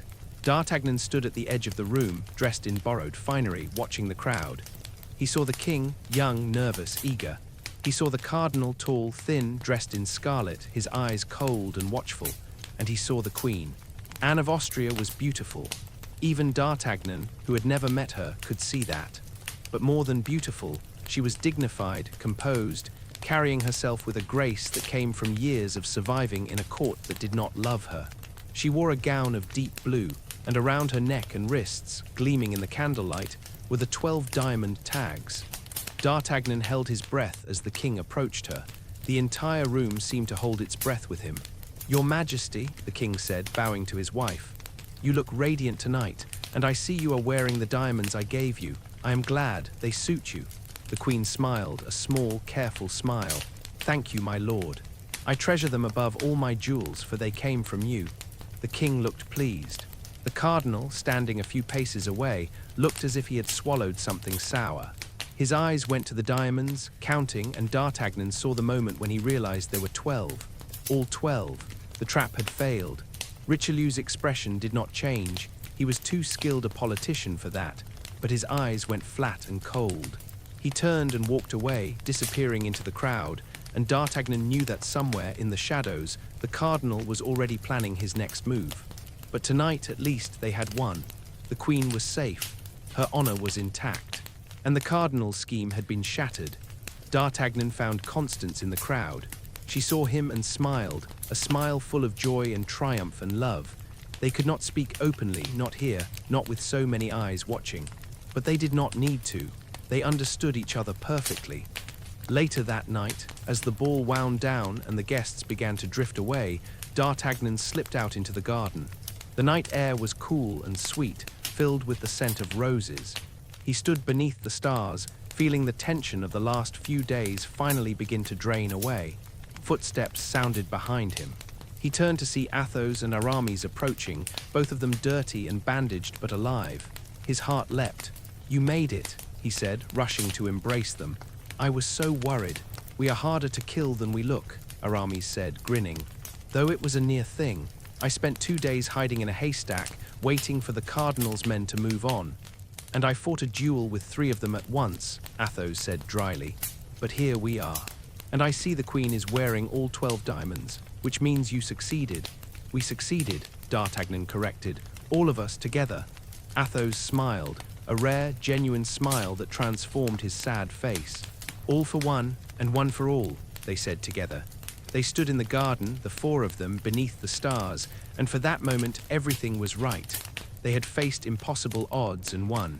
They had protected the queen, thwarted the cardinal, and proven that courage and loyalty still mattered. But in the shadows at the edge of the garden, unseen, a woman watched them. She was tall and beautiful, with dark hair and cold eyes. And on her shoulder, hidden beneath her gown, was a brand in the shape of a fleur-de-lis. Milady de Winter had failed to destroy the queen tonight, but she was patient, and she did not forgive. The 4 friends had made an enemy, whether they knew it or not, and she would have her revenge. She turned and disappeared into the night, a shadow among shadows, already planning, already scheming. The game was far from over, but the friends did not see her. They stood together, laughing and sharing stories of their adventures, alive and triumphant and bound by a friendship that would carry them through whatever trials lay ahead. For tonight they had won, and that was enough. In the days following the ball, Paris felt different to D'Artagnan. The victory, though secret, had changed something in him. He walked the streets with his head higher, his step surer. He had faced the cardinal's schemes and won. He had saved the queen. He had proven himself worthy of his friend's trust and Constance's love. The queen herself had sent him a private message of thanks delivered through Constance. It was brief, carefully worded so that if intercepted it would reveal nothing, but the gratitude in it was real. She knew what he had risked, what he had accomplished, and she would not forget. Monsieur de Tréville summoned D'Artagnan to his office 3 days after the ball. D'Artagnan went with his heart pounding, uncertain what to expect. When he entered, he found Tréville sitting behind his great desk, but this time the captain was smiling. "Sit down, young man," Tréville said. "I have heard interesting things about you recently." D'Artagnan sat, trying to keep his expression calm. "Have you, monsieur?" "I have. It seems you and 3 of my musketeers undertook a certain journey, a journey that ended very well for certain highly placed individuals who shall remain nameless. Is this true?" D'Artagnan hesitated, unsure how much to say. "I may have traveled recently, monsieur," Tréville laughed. "Diplomatic. Good, I will say only this. You have friends in high places now, D'Artagnan, friends who appreciate courage and loyalty. That will serve you well in time. For now, continue as you are. Train, fight, prove yourself. And when the moment is right, you will receive the commission you seek." "Thank you, monsieur," D'Artagnan said, bowing. "I will not disappoint you." "I do not think you will," Tréville said. "Now go, your friends are waiting for you. I believe Porthos has challenged you to a drinking contest, and Aramis wants to show you a new sword technique he learned from a Spanish master. Go, enjoy your youth. You have earned it." D'Artagnan left the office feeling as if he were walking on air. He was not a musketeer yet, but he was close. So close. And in the meantime, he had the friendship of three of the finest men in France and the love of the bravest woman he had ever known.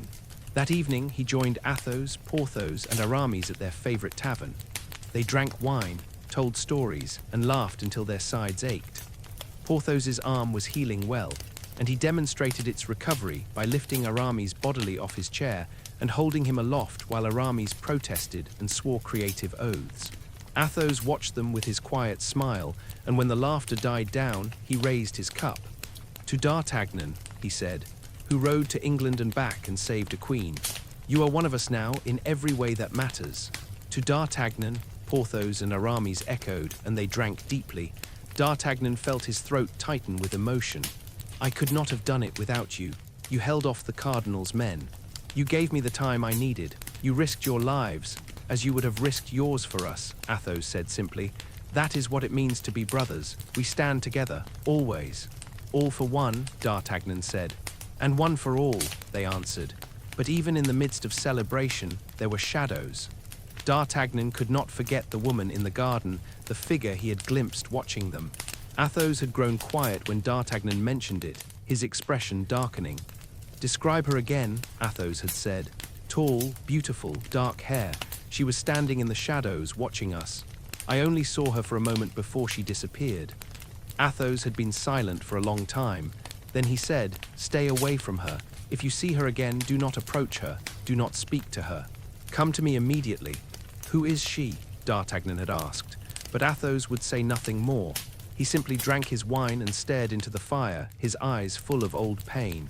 It was several weeks later when D'Artagnan encountered her properly. He was walking through the city, returning from Constance's house, when he heard a woman's cry of distress.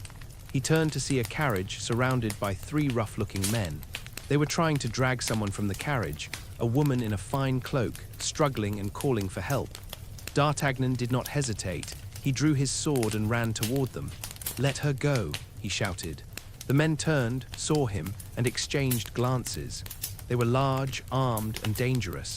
But they were also only three, and D'Artagnan had been training with the Musketeers for months now. He was faster, sharper, more skilled than he had ever been. The fight was brief. Within minutes, the three men were on the ground, groaning, and D'Artagnan was helping the woman from the carriage. "Thank you," she said breathlessly. "Thank you. Those men, they would have robbed me, or worse." D'Artagnan looked at her for the first time and felt his breath catch. She was beautiful, astonishingly so, tall and elegant, with dark hair that fell in waves around her shoulders and eyes that were a deep, luminous blue. There was something magnetic about her, something that drew the eye and held it. "Are you hurt, madame?" he asked. "No, thanks to you. You are very brave, monsieur. Most men would have walked past without helping." "I am not most men," D'Artagnan said, then immediately felt foolish for saying something so arrogant. But she smiled, a slow, warm smile. "I can see that. May I know the name of my rescuer?" "D'Artagnan, madame, of Gascony." "D'Artagnan," she repeated, as if tasting the name. "I am Anne de Breuil.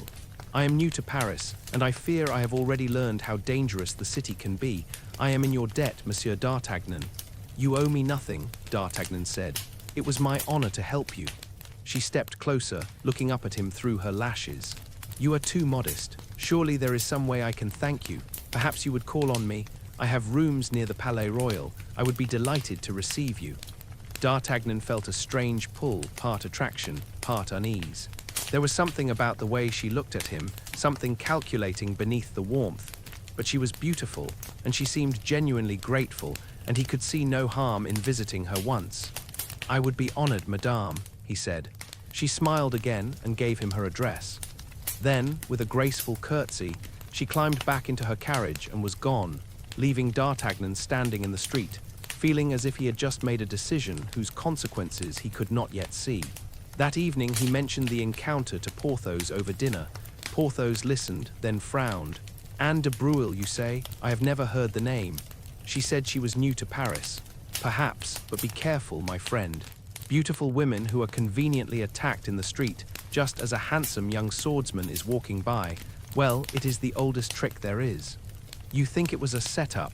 Porthos shrugged. "I think that in Paris, nothing is ever quite what it seems, especially when the cardinal is involved." D'Artagnan thought about this. It was true that the timing had been convenient, and there had been something about the woman, something that did not quite fit. But he pushed the doubts aside. He was being paranoid. Not every beautiful woman was a spy. The next day, he called on her at the address she had given. The building was elegant, well appointed. A servant showed him to a drawing room filled with fine furniture and soft light. Anne appeared a few minutes later, dressed in a gown of pale green silk that made her eyes seem even more luminous.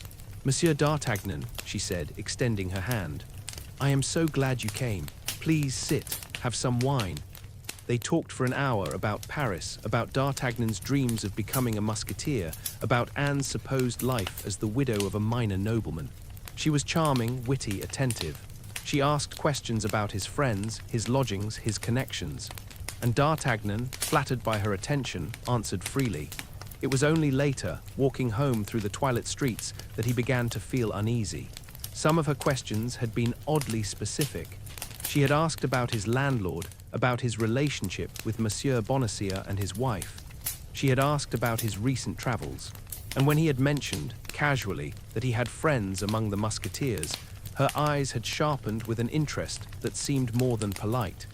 He told himself he was imagining things. But when he reached his lodgings and found Athos waiting for him in the courtyard, the expression on his friend's face told him that something was very wrong. "Where have you been?" Athos asked quietly. "Visiting a lady," d'Artagnan said. "A woman I helped a few days ago. Anne de Breuil." "Why?" Athos's face went pale. "Anne de Breuil. Yes, do you know her?" "There is no Anne de Breuil," Athos said, his voice hard. "That is not her real name." "Then what is her real name?" Athos looked at him for a long, terrible moment. Then he said, "Her name is Milady de Winter, and she is the most dangerous woman in France." D'Artagnan felt the world tilt. The woman in the garden, the woman who had stolen the diamonds, the woman Athos refused to speak of, she was the same person, and he had just spent an hour alone with her, telling her everything. "I did not know," he said. "I swear, Athos, I did not know." "I believe you," Athos said. "But it does not matter. She knows who you are now. She knows you helped save the queen, and she is the cardinal's most valuable agent. We are all in danger now." All of us. D'Artagnan felt cold dread settling in his chest. He had been a fool, a vain, stupid fool, and now his friends would pay the price. "What do we do?" he asked. Athos looked at him, and for the first time D'Artagnan saw real fear in his eyes. "We prepare," he said quietly, "because she will come for us, and when she does, it will be with everything she has." That night in Athos's sparse rooms, lit only by a single candle, the truth came out. D'Artagnan, Porthos, and Aramis sat in silence as Athos poured wine with a hand that trembled ever so slightly. When he spoke, his voice was low and measured, but beneath the control was a pain so deep it seemed to have no bottom. "I was not always a musketeer," Athos began. "Once I was a nobleman. I had lands, title, wealth. I had a future." He paused, took a breath. "And I had a wife." The others said nothing, letting him speak at his own pace. "She was young when I met her, 17, beautiful beyond words. She seemed innocent, fragile like something made of light. I fell in love with her completely. I married her, brought her to my estate, and for a brief time I was happier than I had ever been. I thought I knew her, I thought I understood who she was." He drank deeply from his cup before continuing. "One day we were out riding together. She fell from her horse. I ran to her, certain she was injured. When I lifted her, her dress tore at the shoulder, and I saw it, a brand, a fleur-de-lis, the mark France gives to criminals, to thieves and murderers." D'Artagnan felt his blood run cold. "I demanded to know the truth," Athos continued, his voice flat now empty. "And she confessed. Before she came to me, she had been a thief, a seductress, a criminal. She had been caught, branded, and condemned. But she had escaped, changed her name, and reinvented herself as a young noblewoman. Everything about her was a lie. Our marriage was built on deception." "What did you do?" Aramis asked quietly. Athos's eyes were distant, looking at something far away. "I was young, angry, heartbroken. I felt betrayed in every way a man can be betrayed. So He paused, his jaw tightening. "I hanged her myself, from a tree on my own lands. I left her there and rode away. I abandoned my title, my estate, my name. I came to Paris and became a soldier, became Athos, because the man I had been died with her." The silence in the room was absolute. "But she did not die," D'Artagnan said slowly. "She survived." "Yes," Athos said. "I learned that years later. The branch broke, or someone cut her down, or God himself intervened. I do not know, but she lived. She took a new name, a new identity. And in time she became Milady de Winter, agent of the Cardinal, the most dangerous and ruthless woman in France. And now she knows that I am here, that I am alive, that I am Athos. Will she come for you?" Porthos asked.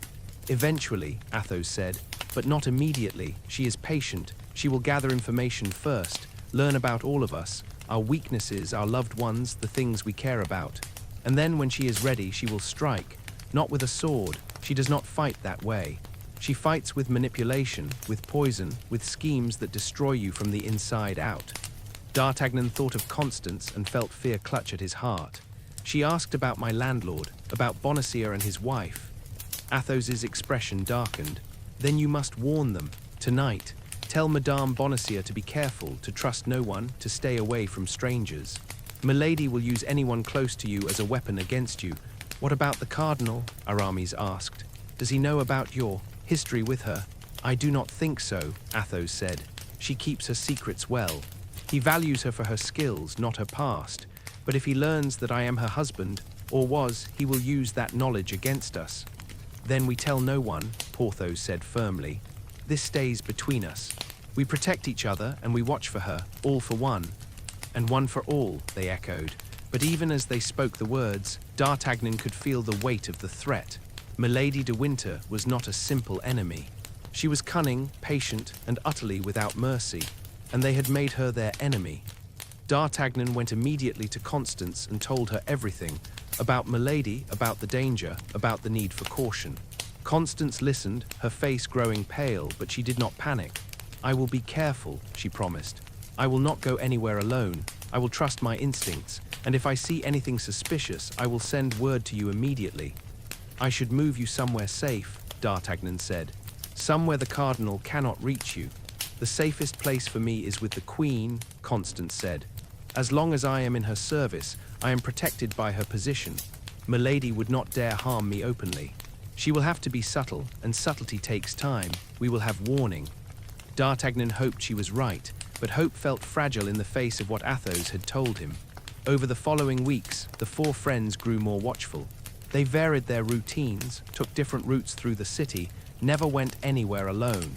They saw shadows where there might be none, suspected strangers of being spies.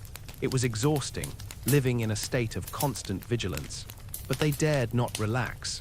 And then, one evening, Aramis came to them with troubling news. He had been at a salon, a gathering of poets and nobles, when he had encountered Milady. She had been charming, gracious, giving no sign that she knew who he was. But she had made a point of speaking to him, of asking about his friends, about the Musketeers.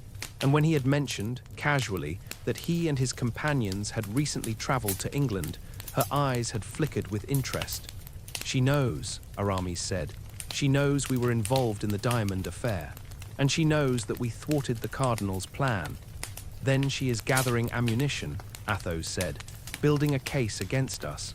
The cardinal has wanted an excuse to move against the Musketeers for years. If she can provide him with proof that we interfered in matters of state, he will have us arrested, perhaps executed." "What proof does she have?" D'Artagnan asked. "Witnesses, documents. She is resourceful. She will find a way, or she will invent one. We must be ready." But being ready was easier said than done. Milady was a ghost, appearing and disappearing at will.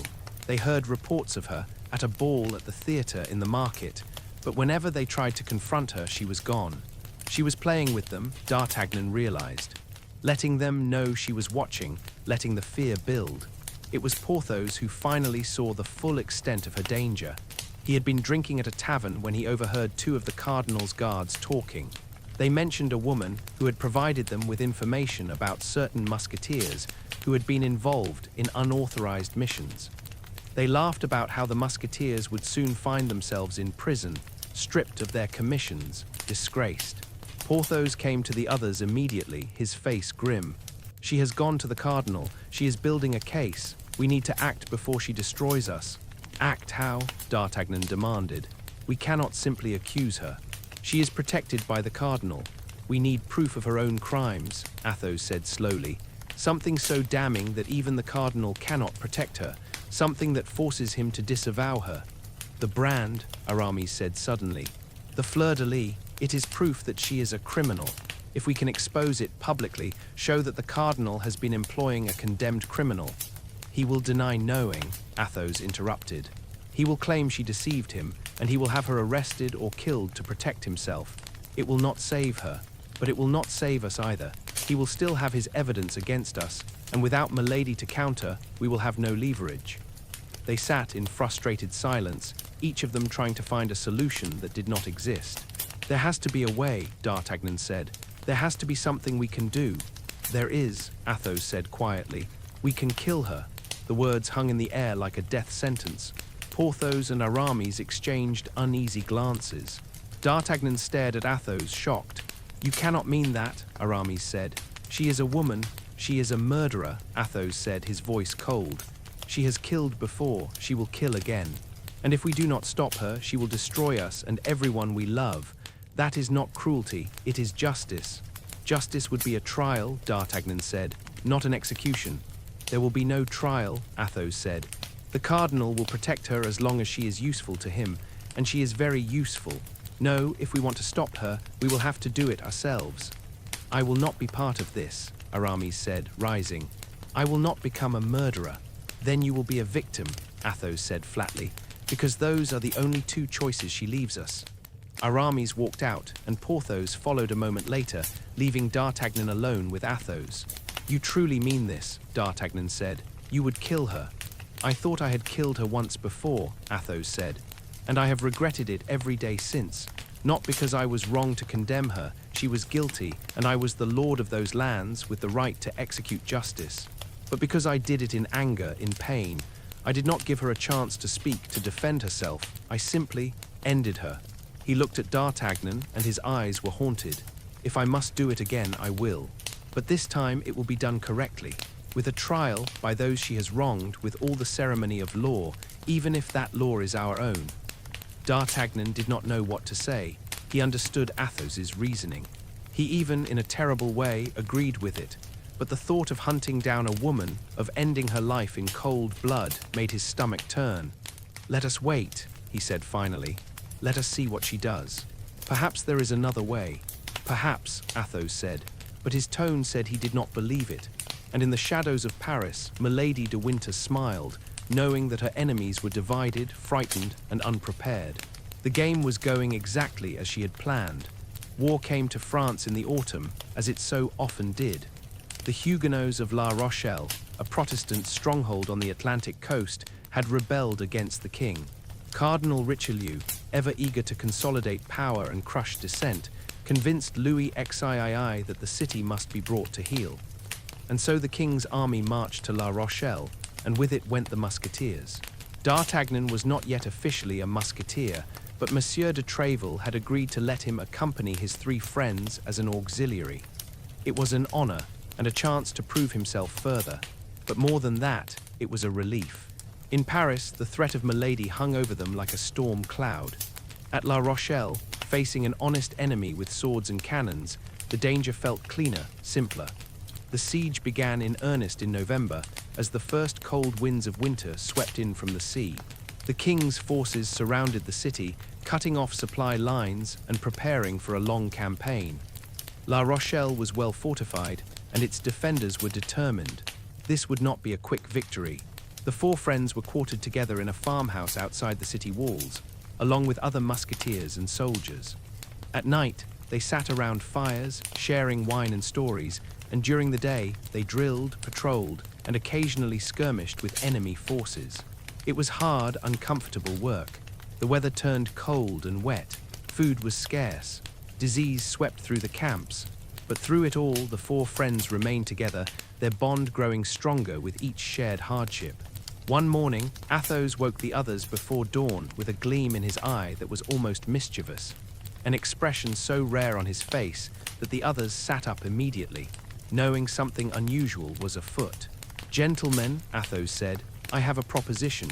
There is a bastion, a small fortification, about half a mile from here. The enemy abandoned it yesterday during our last assault. I propose we go there and have breakfast." Porthos blinked. "Have breakfast in an abandoned bastion, under enemy fire?" "Precisely," Athos said. "It will be an adventure, and I am tired of eating stale bread in this gloomy farmhouse." "What do you say?" Aramis grinned. "I say you have gone mad, and I would not miss it for the world." D'Artagnan, still young enough to think danger was exciting rather than terrifying, agreed immediately. Porthos grumbled but came along, unable to let his friends go without him. They gathered supplies, bread, cheese, wine, cold chicken, and set out in the grey pre-dawn light. The bastion was exactly where Athos had said it would be, a low stone structure with walls thick enough to stop musket balls, abandoned and eerily quiet. They climbed inside, spread out their meal on an old crate, and sat down to eat as the sun rose over the battlefield. "This," Porthos declared, tearing off a hunk of bread, "is the most ridiculous thing we have ever done. And I love it. To ridiculous things," Aramis said, raising his cup of wine. "And to friendship," Athos added. They drank, and for a moment, sitting there in that battered stone fort with the smell of gunpowder and the sea in the air, D'Artagnan felt a profound sense of peace. They were at war, they were in danger. The future was uncertain, but they were together, and that made everything else bearable. They had just begun to eat when the first musket shot rang out. A ball struck the wall above their heads, sending chips of stone flying. The four friends looked at each other, then burst out laughing. "They have noticed us," Porthos said cheerfully. "Then we had better eat quickly," Athos said, taking another bite of chicken. More shots followed. The enemy soldiers, realizing that the abandoned bastion was now occupied, began firing from the city walls. Bullets whined through the air, striking the stone around them. But the bastion's walls were thick, and as long as they stayed low, they were relatively safe. They ate calmly, methodically, as if they were dining in a Paris café rather than under fire. They passed the wine, shared the cheese, and told stories. D'Artagnan talked about Gascony, about his father's advice and his dreams of glory. Porthos boasted about a duel he had fought with a Spanish swordsman. Aramis recited poetry. And Athos, in a rare moment of openness, spoke about honor, about what it meant to live a life that mattered. "We are here," Athos said, gesturing at the battlefield around them, "because we believe in something. We believe in the king, in France, in the ideal of service and loyalty. But more than that, we believe in each other. That is what makes us different from the rest. We are not just soldiers following orders. We are brothers bound by choice rather than blood, and that bond is worth more than any commission, any title, any reward." "All for one," D'Artagnan said quietly. "And one for all," the others answered. Another volley of musket fire struck the bastion. This time, one of the balls came close enough that they heard it whistle past. Aramis raised an eyebrow. "I believe they are becoming more accurate." "Then perhaps it is time to leave," Athos said. He stood, brushed crumbs from his uniform, and picked up his musket. "Shall we?" They gathered their things, and together, in full view of the enemy, they walked out of the bastion and back toward their own lines. The enemy soldiers fired at them all the way, but the range was long, and the four friends walked calmly, unhurried, as if they had all the time in the world. When they reached camp, the other musketeers greeted them with cheers and laughter. Word of their breakfast under fire spread through the army, becoming a legend before the day was out. Even Monsieur de Tréville, when he heard, shook his head in amused exasperation. "You four will be the death of me," he told them. "But I cannot deny that you have spirit." The siege dragged on through the winter. The city of La Rochelle held out stubbornly, its people starving but refusing to surrender. The king's forces pressed the attack, building earthworks and siege engines, slowly tightening the noose. D'Artagnan saw his first real battle during those months, not a duel or a street fight, but a full military engagement with armies clashing, cannons roaring, men dying by the dozens. It was brutal and chaotic, and nothing like the glorious battles he had imagined as a boy. But he fought well, and his friends fought beside him, and together they survived. One night, sitting by the fire after a particularly hard day, Athos looked at D'Artagnan and said, "You have proven yourself 100 times over. You are a musketeer in everything but name." "He is right," Porthos agreed. "When we return to Paris, Tréville will give you your commission. I am certain of it." D'Artagnan felt a glow of pride, but it was tempered by a deeper realization. He had dreamed of becoming a musketeer for so long, had thought it was the pinnacle of achievement. But now, having lived among them, having fought and bled and laughed with them, he understood that the uniform was not what mattered. What mattered was the bond, the brotherhood, the knowledge that these men would stand with him against anything. "Thank you," he said, "for everything, for accepting me, for teaching me, for being my brothers." "We are the lucky ones," Aramis said softly. "You remind us what it means to believe in something. In a world as dark as this, that is a rare gift." They sat in silence for a while, watching the fire burn down to embers. In the distance, they could hear the sounds of the siege, the occasional boom of a cannon, the shouts of sentries, the wind off the sea. But here, in this small circle of warmth and friendship, the war felt far away. It was during one of the rare quiet moments that a messenger arrived with letters from Paris. D'Artagnan received one from Constance, and his heart leapt at the sight of her handwriting. He opened it eagerly, hoping for news, for reassurance that she was safe. But as he read, his expression darkened. The letter was brief, carefully worded, but the fear in it was clear. Constance had seen Milady in Paris. The woman had approached her, had tried to befriend her, asking questions about D'Artagnan, about the Queen, about everything.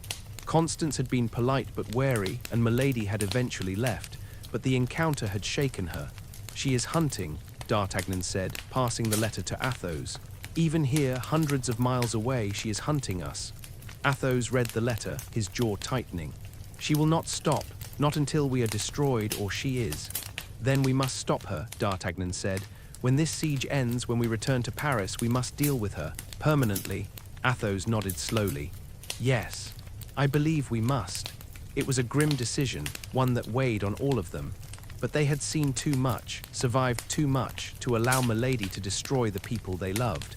When the time came, they would face her, together. For now, though, there was a war to fight, a city to besiege, and each other to protect. They stood together in the firelight, four friends bound by an oath and strengthened by every trial they faced.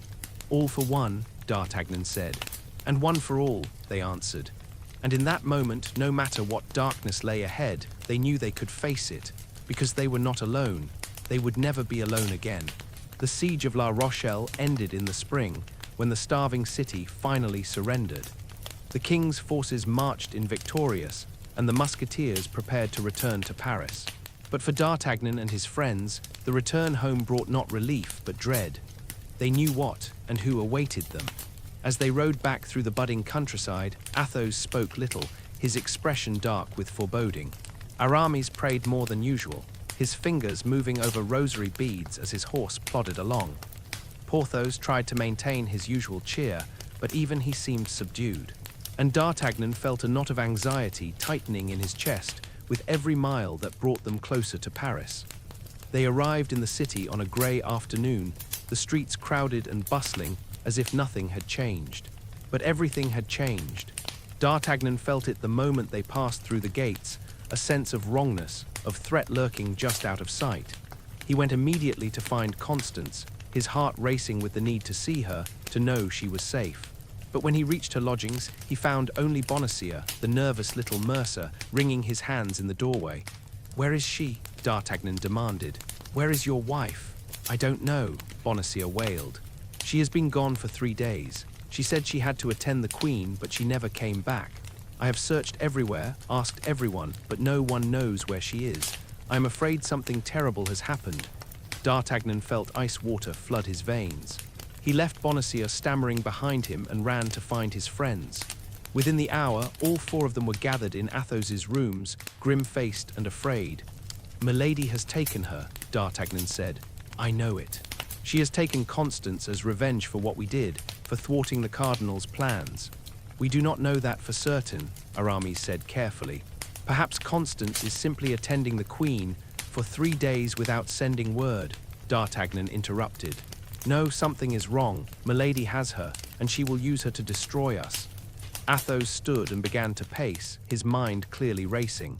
"If Milady has taken her, she will not kill her immediately. She is too clever for that. She will use Constance as bait to draw us out, to force us into a trap. Or she will torture her for information about the Queen, about us. Either way, we have very little time. Then we need to find her, Porthos said. Search the city, question contacts, someone must know something. They split up, each taking a different quarter of Paris, asking questions, following rumors, searching desperately for any trace of Constance or Milady. Hours passed. The sun set, and still nothing. It was well past midnight when a ragged boy found D'Artagnan in a tavern and pressed a folded letter into his hand. "A lady paid me to give you this, monsieur," the boy said, then vanished into the night before D'Artagnan could question him. D'Artagnan unfolded the letter with trembling hands. The handwriting was elegant, precise, Milady's handwriting. "If you wish to see Madame Bonacieux alive, come alone to the convent at Béthune. Come quickly. She does not have much time." D'Artagnan's vision blurred with rage and fear. Béthune was 2 days' ride from Paris, and the letter was a trap. He knew that with absolute certainty, but it did not matter. Constance was in danger, and he would ride into any trap, face any danger to save her. He found his friends and showed them the letter. Athos read it and shook his head. "You cannot go alone. This is exactly what she wants, to isolate you, to kill you without interference." "I know it is a trap," D'Artagnan said, "but I cannot abandon Constance. I will not." "You will not go alone," Porthos said firmly. "We go together." "All of us, all for one," Aramis said quietly. "And one for all," Athos finished. They rode out that very night, pushing their horses hard through the darkness. They did not speak much. There was nothing to say. They all knew what they were riding toward, and they all knew the cost might be terrible. But they rode anyway, because that was what brothers did. They reached Béthune on the second day, exhausted and filthy. The convent was a quiet, austere building on the outskirts of the town, surrounded by high walls. A nun answered their knock and told them, in a soft, sad voice, that a woman matching Constance's description had been brought there 5 days ago by another woman, a beautiful woman with dark hair and cold eyes. "Where is she?" D'Artagnan demanded. "Is she alive? Please, I must see her." The nun's expression filled with pity. "Come with me." She led them through silent corridors to a small, plain room, and there on a narrow bed lay Constance. She was pale, her breathing shallow, her lips slightly blue. A cup sat on the table beside her, still half full of wine. D'Artagnan fell to his knees beside the bed, taking her hand. "Constance. Constance, can you hear me?" Her eyes fluttered open. When she saw him, she smiled, a weak, heartbreaking smile. "You came," she whispered. "I knew you would come." "What happened?" D'Artagnan asked, his voice breaking. "Who did this to you?" "A woman," Constance said faintly. "Beautiful. Kind at first, she brought me here, said I would be safe from the cardinal's men. She gave me wine, we talked, and then," her breath hitched, "the wine. There was something in the wine, poison. I felt it burning, felt my heart slowing. I tried to call for help, but I was so weak. She watched me, she smiled, and then she left." "Where?" D'Artagnan demanded, tears streaming down his face. "Where did she go?" "I don't know," Constance whispered. "I'm sorry, I'm so sorry." "You have nothing to be sorry for," D'Artagnan said, gripping her hand. "You are going to be fine. We will find a doctor." "We will," but even as he spoke, he knew it was a lie. He could see death in her face, could feel it in the coldness of her skin. The poison was too far advanced. There was nothing anyone could do. Constance reached up with her other hand and touched his face. "I love you," she said. "I have always loved you. Be happy, D'Artagnan. Live a good life. Remember me kindly." "I will never forget you," D'Artagnan choked out. "Never. You are the best part of me." She smiled again, and then her eyes closed. Her breathing slowed. And then, with a soft sigh that sounded almost like contentment, she was gone.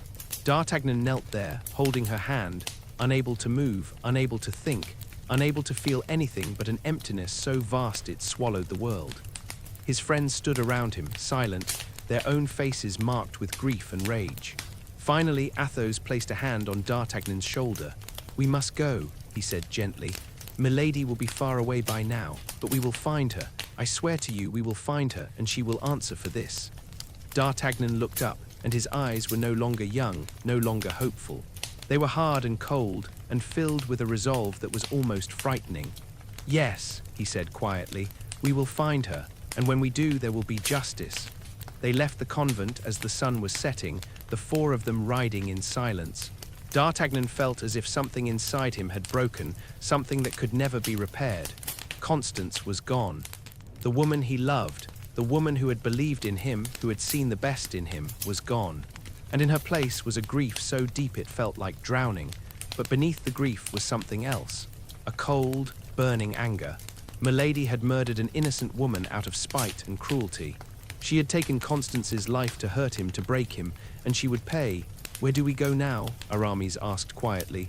"We hunt," Athos said. "We track her, we find her, and we end this." "How?" Porthos asked. "She could be anywhere. She has the cardinal's protection. We have no authority, no legal standing. We have each other," Athos said. "And we have a cause, justice for Constance. Justice for everyone Milady has destroyed.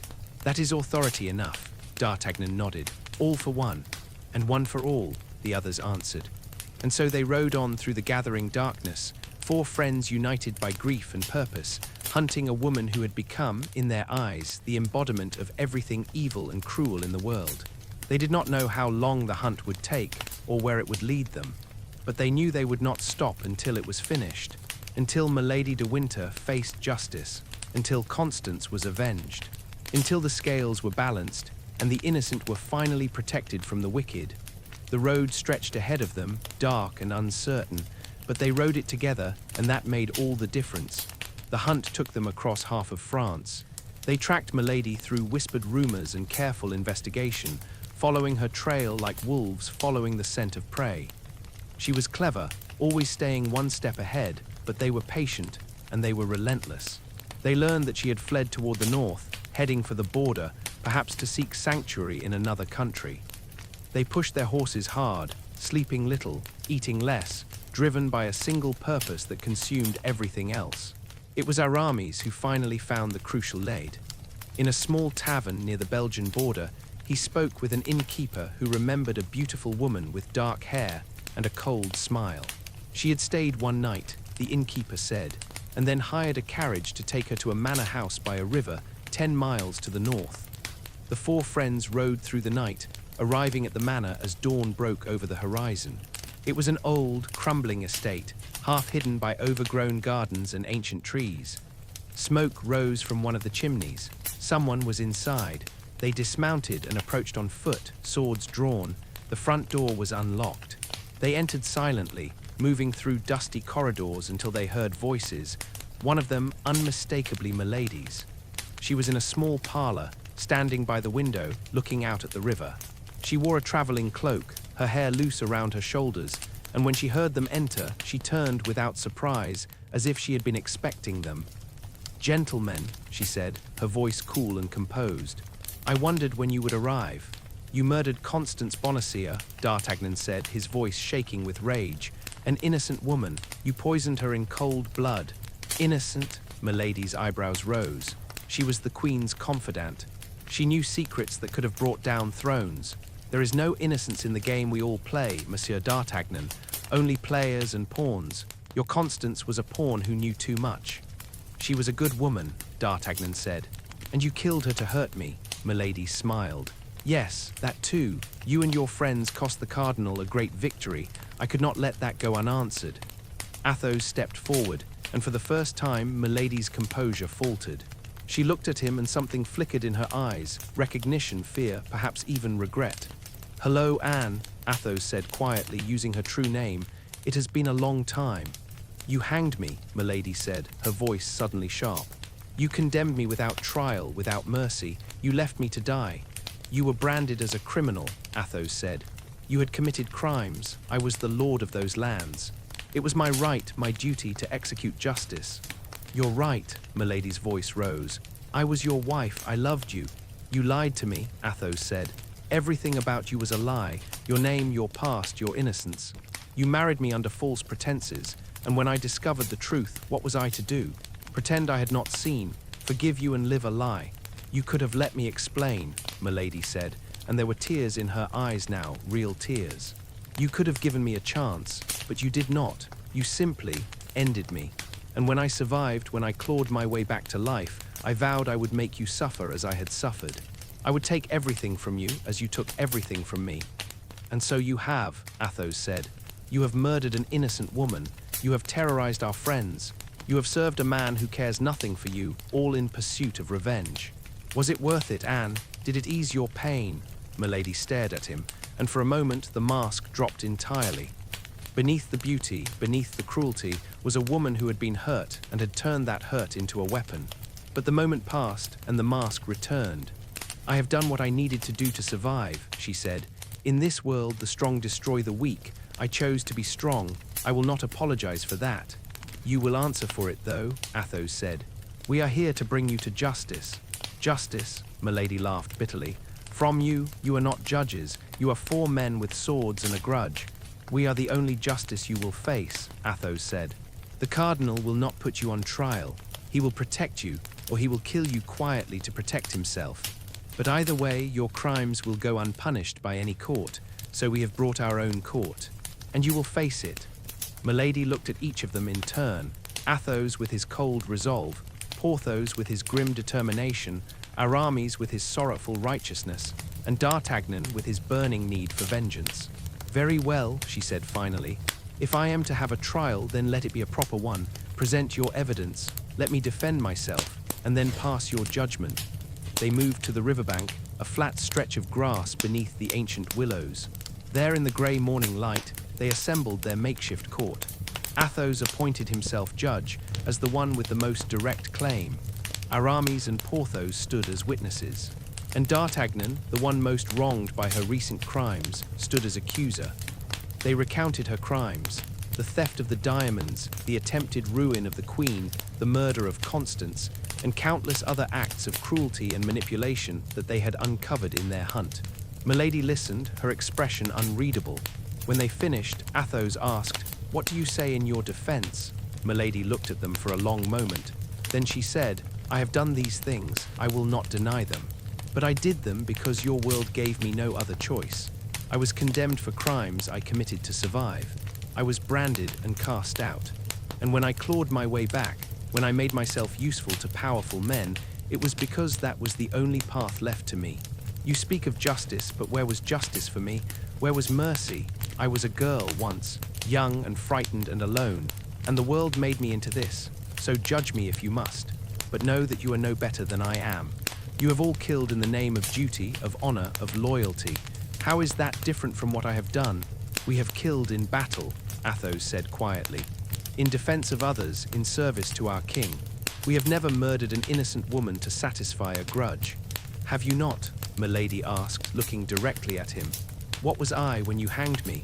Was I not an innocent in your eyes when you married me? Did you not love me once? And did that love count for nothing when you discovered my past?" Athos closed his eyes. "You are right," he said. "I condemned you in anger. I did not give you a chance to speak, to defend yourself, and I have regretted it every day since. But that does not absolve you of your crimes. It only damns us both." Milady smiled sadly. "Yes, it does." Athos turned to the others. "Gentlemen, what is your judgment?" "Guilty," Porthos said heavily, "of murder and treason and cruelty beyond measure." "Guilty," Aramis echoed, his voice pained. D'Artagnan looked at Milady and saw in her eyes a lifetime of pain and choices made in darkness. But he also saw Constance, pale and dying, her hand growing cold in his. And he knew what he had to say. "Guilty," he said. Athos nodded. "Then by the authority we claim as wronged parties and defenders of the innocent, I sentence you to death. May God have mercy on your soul." Milady did not beg, she did not weep, she simply nodded and said, "I understand. Will you give me a moment to pray?" "Yes," Athos said.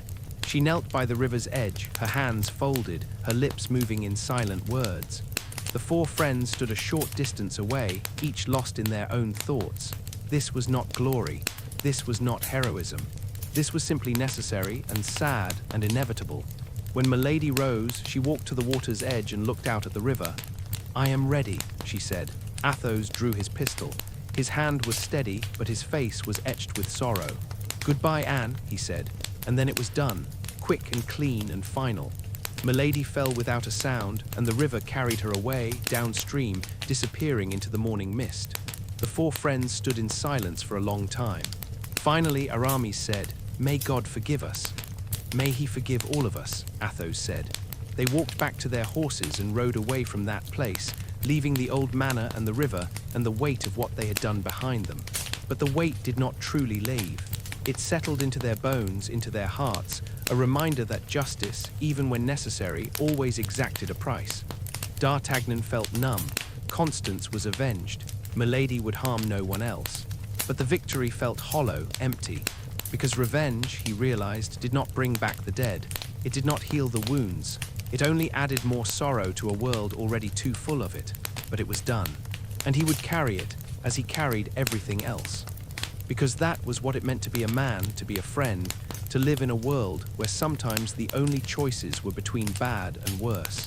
They rode toward Paris in silence, four brothers bound by blood they had shed together, united by grief and duty, and the knowledge that the world was far more complicated, far more cruel than they had ever imagined. But they rode together, and that perhaps was the only grace they could hope for. They returned to Paris in silence, the weight of what they had done settling over them like a shroud. The city welcomed them with its usual chaos, merchants shouting, carriages clattering over cobblestones, church bells ringing the hours. But to D'Artagnan, it all felt distant, muffled, as if he were experiencing the world through thick glass.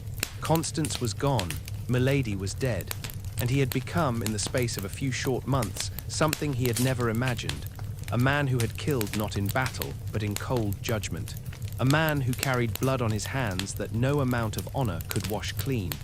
The first order of business was to report to Monsieur de Treville. The captain received them in his office, his expression grave. He had heard through his network of informants about Constance's death and about the four friends' pursuit of her murderer. He did not ask for details. He simply looked at them and said, "Is it finished?" "Yes," Athos said. "It is finished," Treville nodded. "Then we will speak of it no more. What is done in the service of justice, even unofficial justice, does not concern me. You four have proven yourselves time and again. Your loyalty is beyond question. And now, D'Artagnan, I believe it is time to make your position official." He reached into his desk and withdrew a document, a commission, signed and sealed with the king's own signet. He handed it to D'Artagnan. "Congratulations," Treville said. "You are now one of His Majesty's Musketeers. You have earned it 100 times over."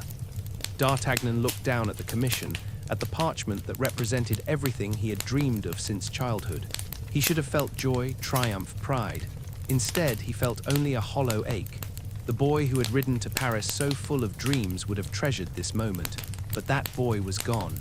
In his place was someone older, harder, marked by loss and choices that could not be undone. "Thank you, monsieur," he said quietly. Treville studied him for a moment, then said, "You have lost much, D'Artagnan. That is the price we pay for living lives that matter, for standing against the darkness. But you still have your friends, and you still have your honor. Hold on to those things. They are worth more than any commission." D'Artagnan nodded and left the office, the document clutched in his hand. Outside, his three friends were waiting for him. When they saw the commission, Porthos let out a whoop of joy and embraced him, lifting him off his feet. "A musketeer at last. I knew it. I knew you would make it." Aramis smiled, though his eyes were sad. "Welcome, brother. Now it is official." Athos clasped D'Artagnan's hand and said simply, "Well done." They went to their favorite tavern to celebrate, though the celebration felt bittersweet. They drank wine and told stories, and tried to recapture some of the lightness they had once shared. But the shadows were there, lurking at the edges, impossible to ignore. It was late in the evening when a messenger arrived, summoning all four of them to the palace. They exchanged worried glances. Summons to the palace were rarely good news, but they went, buckling on their swords and presenting themselves at the gates. They were led through gilded corridors to a private chamber, and there, to their shock, they found not the king, but Cardinal Richelieu. The cardinal sat at a desk, dressed in his scarlet robes, his sharp eyes watching them as they entered. He did not rise, did not offer any pleasantries. He simply gestured for them to approach. "Gentlemen," Richelieu said, his voice smooth and cold, "I understand congratulations are in order. Monsieur D'Artagnan is now officially a musketeer. How gratifying." "Your Eminence," Athos said carefully, "why have you summoned us?" "To discuss a certain matter that has come to my attention," Richelieu said. He steepled his fingers and regarded them with an expression that was impossible to read. "One of my agents, a woman of considerable skill, has recently met with an unfortunate fate. I am told that you four were involved." D'Artagnan felt his hand move toward his sword, but Athos shot him a warning glance, and he forced himself to remain still. She murdered an innocent woman, D'Artagnan said, his voice tight. She committed treason. She was a criminal. She was my agent, Richelieu said, and you executed her without trial, without authority. That is vigilantism, gentlemen. It is, in fact, a crime. Then arrest us, D'Artagnan said, his anger flaring. Throw us in prison, execute us, but do not expect us to regret what we did. She deserved her fate. Richelieu studied him for a long moment. Then, to D'Artagnan's shock, the cardinal smiled, a thin, cold smile. I am not going to arrest you, he said. On the contrary, I am going to thank you. Thank us, Porthos said, incredulous. For killing your agent. Milady de Winter was useful, Richelieu said, but she was also dangerous. She knew too much, had too many of my secrets. I was beginning to suspect that her loyalty was no longer to me, but to her own ambitions. Sooner or later, I would have had to deal with her. You have saved me the trouble. And for that, I am grateful. You are grateful, Athos said flatly, for us killing a woman you employed. I am practical, Richelieu corrected. I do not mourn her. She was a tool, and tools can be replaced. What I care about is the stability of France. And you four, for all your defiance and your meddling, have proven yourselves to be men of principle. Men who act in the service of justice, even when it costs you dearly. That is rare. And it is valuable. He stood and walked to the window, looking out at the darkened city. I am not your friend, gentlemen. Let us be clear about that. I serve France, and I will do whatever is necessary to protect her interests, even if it means crushing those who stand in my way. But I also recognize skill and loyalty when I see it, and so I will make you an offer. What kind of offer? Aramis asked warily. Continue as you are, Richelieu said. Serve the king, defend the realm. And if, in the course of your service, you happen to encounter situations where the law is insufficient, where justice requires action that cannot be sanctioned officially, well, I will not inquire too closely. You have my tacit permission to act as you see fit. You are giving us a license to operate outside the law, Athos said, disbelief in his voice.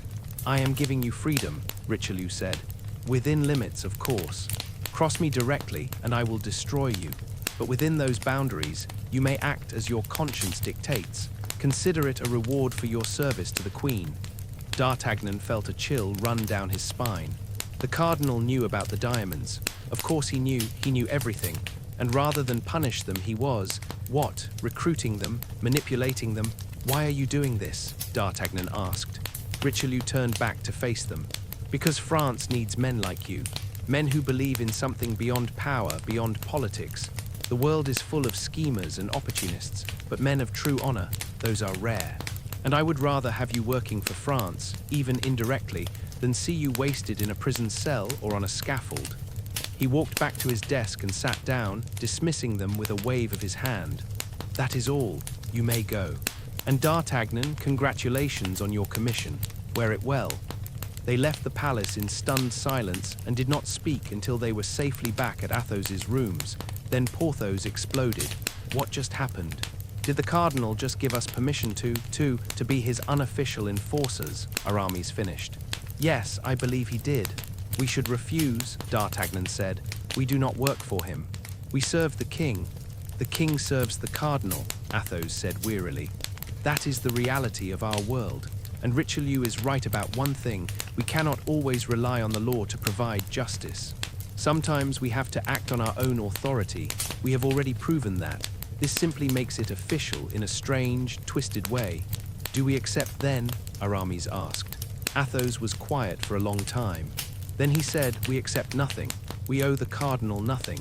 But we continue as we have been, serving France, protecting the innocent, standing by each other. And if the cardinal chooses to turn a blind eye to our methods, that is his choice. We do not change who we are for him or for anyone. All for one, D'Artagnan said. And one for all, the others echoed. They drank a final toast together, and as the night deepened around them, D'Artagnan looked at his friends, at Athos with his quiet strength, at Porthos with his loyal heart, at Aramis with his gentle wisdom, and felt, despite everything, a sense of peace. He had lost Constance. He had lost his innocence. He had become something harder, darker than the boy who had left Gascony with nothing but dreams and a sword. but he had also gained something precious. True friendship, forged in fire and tested by loss. He had brothers who would stand with him against anything, and he had a purpose that went beyond glory or fame. He was a musketeer now, officially and forever. And whatever trials lay ahead, whatever darkness the world held, he would face it with his friends at his side. Together, they would defend what was good and true. Together, they would be the shield that protected the innocent and the sword that struck down the wicked. All for one and one for all, forever. And so our story reaches its gentle close, like the last notes of a song fading into the night. The four friends, D'Artagnan, Athos, Porthos, and Aramis, continued their service to France, their brotherhood unbroken by time or trial. They fought together, laughed together, and stood as living proof that loyalty and friendship could survive even in a world of shadows and schemes. D'Artagnan wore his musketeer's uniform with pride, though it meant something different to him now than it had when he first dreamed of it in Gascony. It was no longer about glory or recognition. It was about service, about standing between the innocent and those who would harm them, about honoring the memory of those he had loved and lost. Constance remained in his heart, a sweet, aching presence that never quite faded. He did not marry. He did not seek to replace her. Instead, he poured his love into his friendships, into his duty, into being the man she had believed he could be. Athos remained what he had always been, a man of deep honor and deeper sorrow. He drank less as the years passed, as if the weight of his past had finally begun to lighten. He spoke rarely of Milady, of the young man he had been before tragedy shaped him. But sometimes, late at night, when the wine had loosened his tongue, he would say that he had learned something valuable from all of it. That justice without mercy is cruelty, and that even in seeking to do right, we must never forget our own capacity for wrong. He lived the rest of his life trying to balance those two truths. Porthos, ever the largest and loudest of them, found a kind of contentment. He pursued his courtships, wore his extravagant clothes, and filled every room he entered with laughter and light. But beneath the bluster was a man who understood what truly mattered. He had seen friends die, had fought battles that had no glory, had learned that real strength was not in the sword arm, but in the heart that refused to abandon its brothers. He carried that lesson with him always. Aramis, the dreamer who spoke of entering the church but never quite left the sword behind, found a balance between his two natures. He remained a musketeer, but he also devoted himself to acts of charity, to helping the poor and the sick, to living a life that honored both duty and compassion. He never stopped writing poetry, never stopped believing that beauty and faith could coexist with the hard necessities of a soldier's life. And perhaps in his own way he proved it. They grew older together, these four friends. They saw kings rise and fall, saw wars won and lost, saw the world change in ways both terrible and wonderful. But through it all, their oath remained unbroken. All for one and one for all. It was more than words. It was the foundation of their lives, the promise that bound them when everything else fell away. There is a story, whispered in the taverns where old soldiers gather, that the four of them made a pact. They swore that when one of them died, the others would be there, standing watch, making sure their brother did not leave this world alone. Whether or not that story is true, we do not know, but we like to believe it is, because it captures something essential about who they were. Men who understood that the greatest treasure in life is not glory or gold or power, but the people who stand beside you when the darkness comes. What can we learn from their story? What does it teach us, here in the quiet of this night, as we prepare to let sleep carry us away? Perhaps it teaches us that friendship is the truest form of wealth. That loyalty, freely given and faithfully kept, is worth more than any title or commission. That the bonds we forge with those we choose to love are stronger than blood, more enduring than fame. It teaches us, too, that growing up often means losing the innocence we once carried like armor. D'Artagnan arrived in Paris, a boy full of dreams, and he became a man who understood the cost of those dreams. But that loss, painful as it was, made him better, deeper, more capable of true compassion. He learned that heroism is not about glory. It is about doing what must be done, even when it hurts, even when no one will ever know. And perhaps most importantly, their story teaches us that we do not face the world alone. We all need our musketeers, the friends who will ride through the night for us, who will stand at our backs in battle, who will speak truth to us when we need to hear it, who will hold us when grief overwhelms us. These are the people who make life worth living. These are the treasures we should guard above all else. As you drift towards sleep tonight, think of the four friends standing together beneath the stars, their swords at their sides, their hearts bound by an oath that time could not break. Think of how they faced every trial, loss, betrayal, war, grief, and came through it still standing, still together, still believing that honor and loyalty mattered. Let their story be a comfort to you. Let it remind you that no matter how dark the world becomes, no matter how heavy the burdens you carry, you are not alone. Somewhere, there are people who love you, who would fight for you, who would stand with you against anything. Hold on to them, treasure them. Be for them what the Musketeers were for each other. And if you find yourself feeling lost, or frightened, or unsure of your place in the world, remember D'Artagnan, riding toward Paris with nothing but a sword and a dream. Remember how he found not just the glory he sought, but something far more precious, a family, chosen rather than given. Remember that the best stories are not about lone heroes conquering the world, but about friends facing it together. Sleep now knowing that friendship is real, that loyalty still exists, that there is still beauty and goodness worth fighting for. Let the story of the Musketeers rest in your heart like a warm ember, glowing softly in the darkness. A reminder that courage and love are never wasted, never lost, never truly defeated. May your dreams be gentle and your rest be deep. May you wake tomorrow with the memory of this story still warm within you, a quiet reminder that the bonds we forge with others are the truest magic in the world. All for one and one for all, forever and always. Good night, dear friend, sleep well, and may you, like D'Artagnan, find your Musketeers, the people who will stand with you through every adventure, every trial, every joy and sorrow that life brings. May you find your brotherhood. May you know deeply and truly that you are loved. Sweet dreams.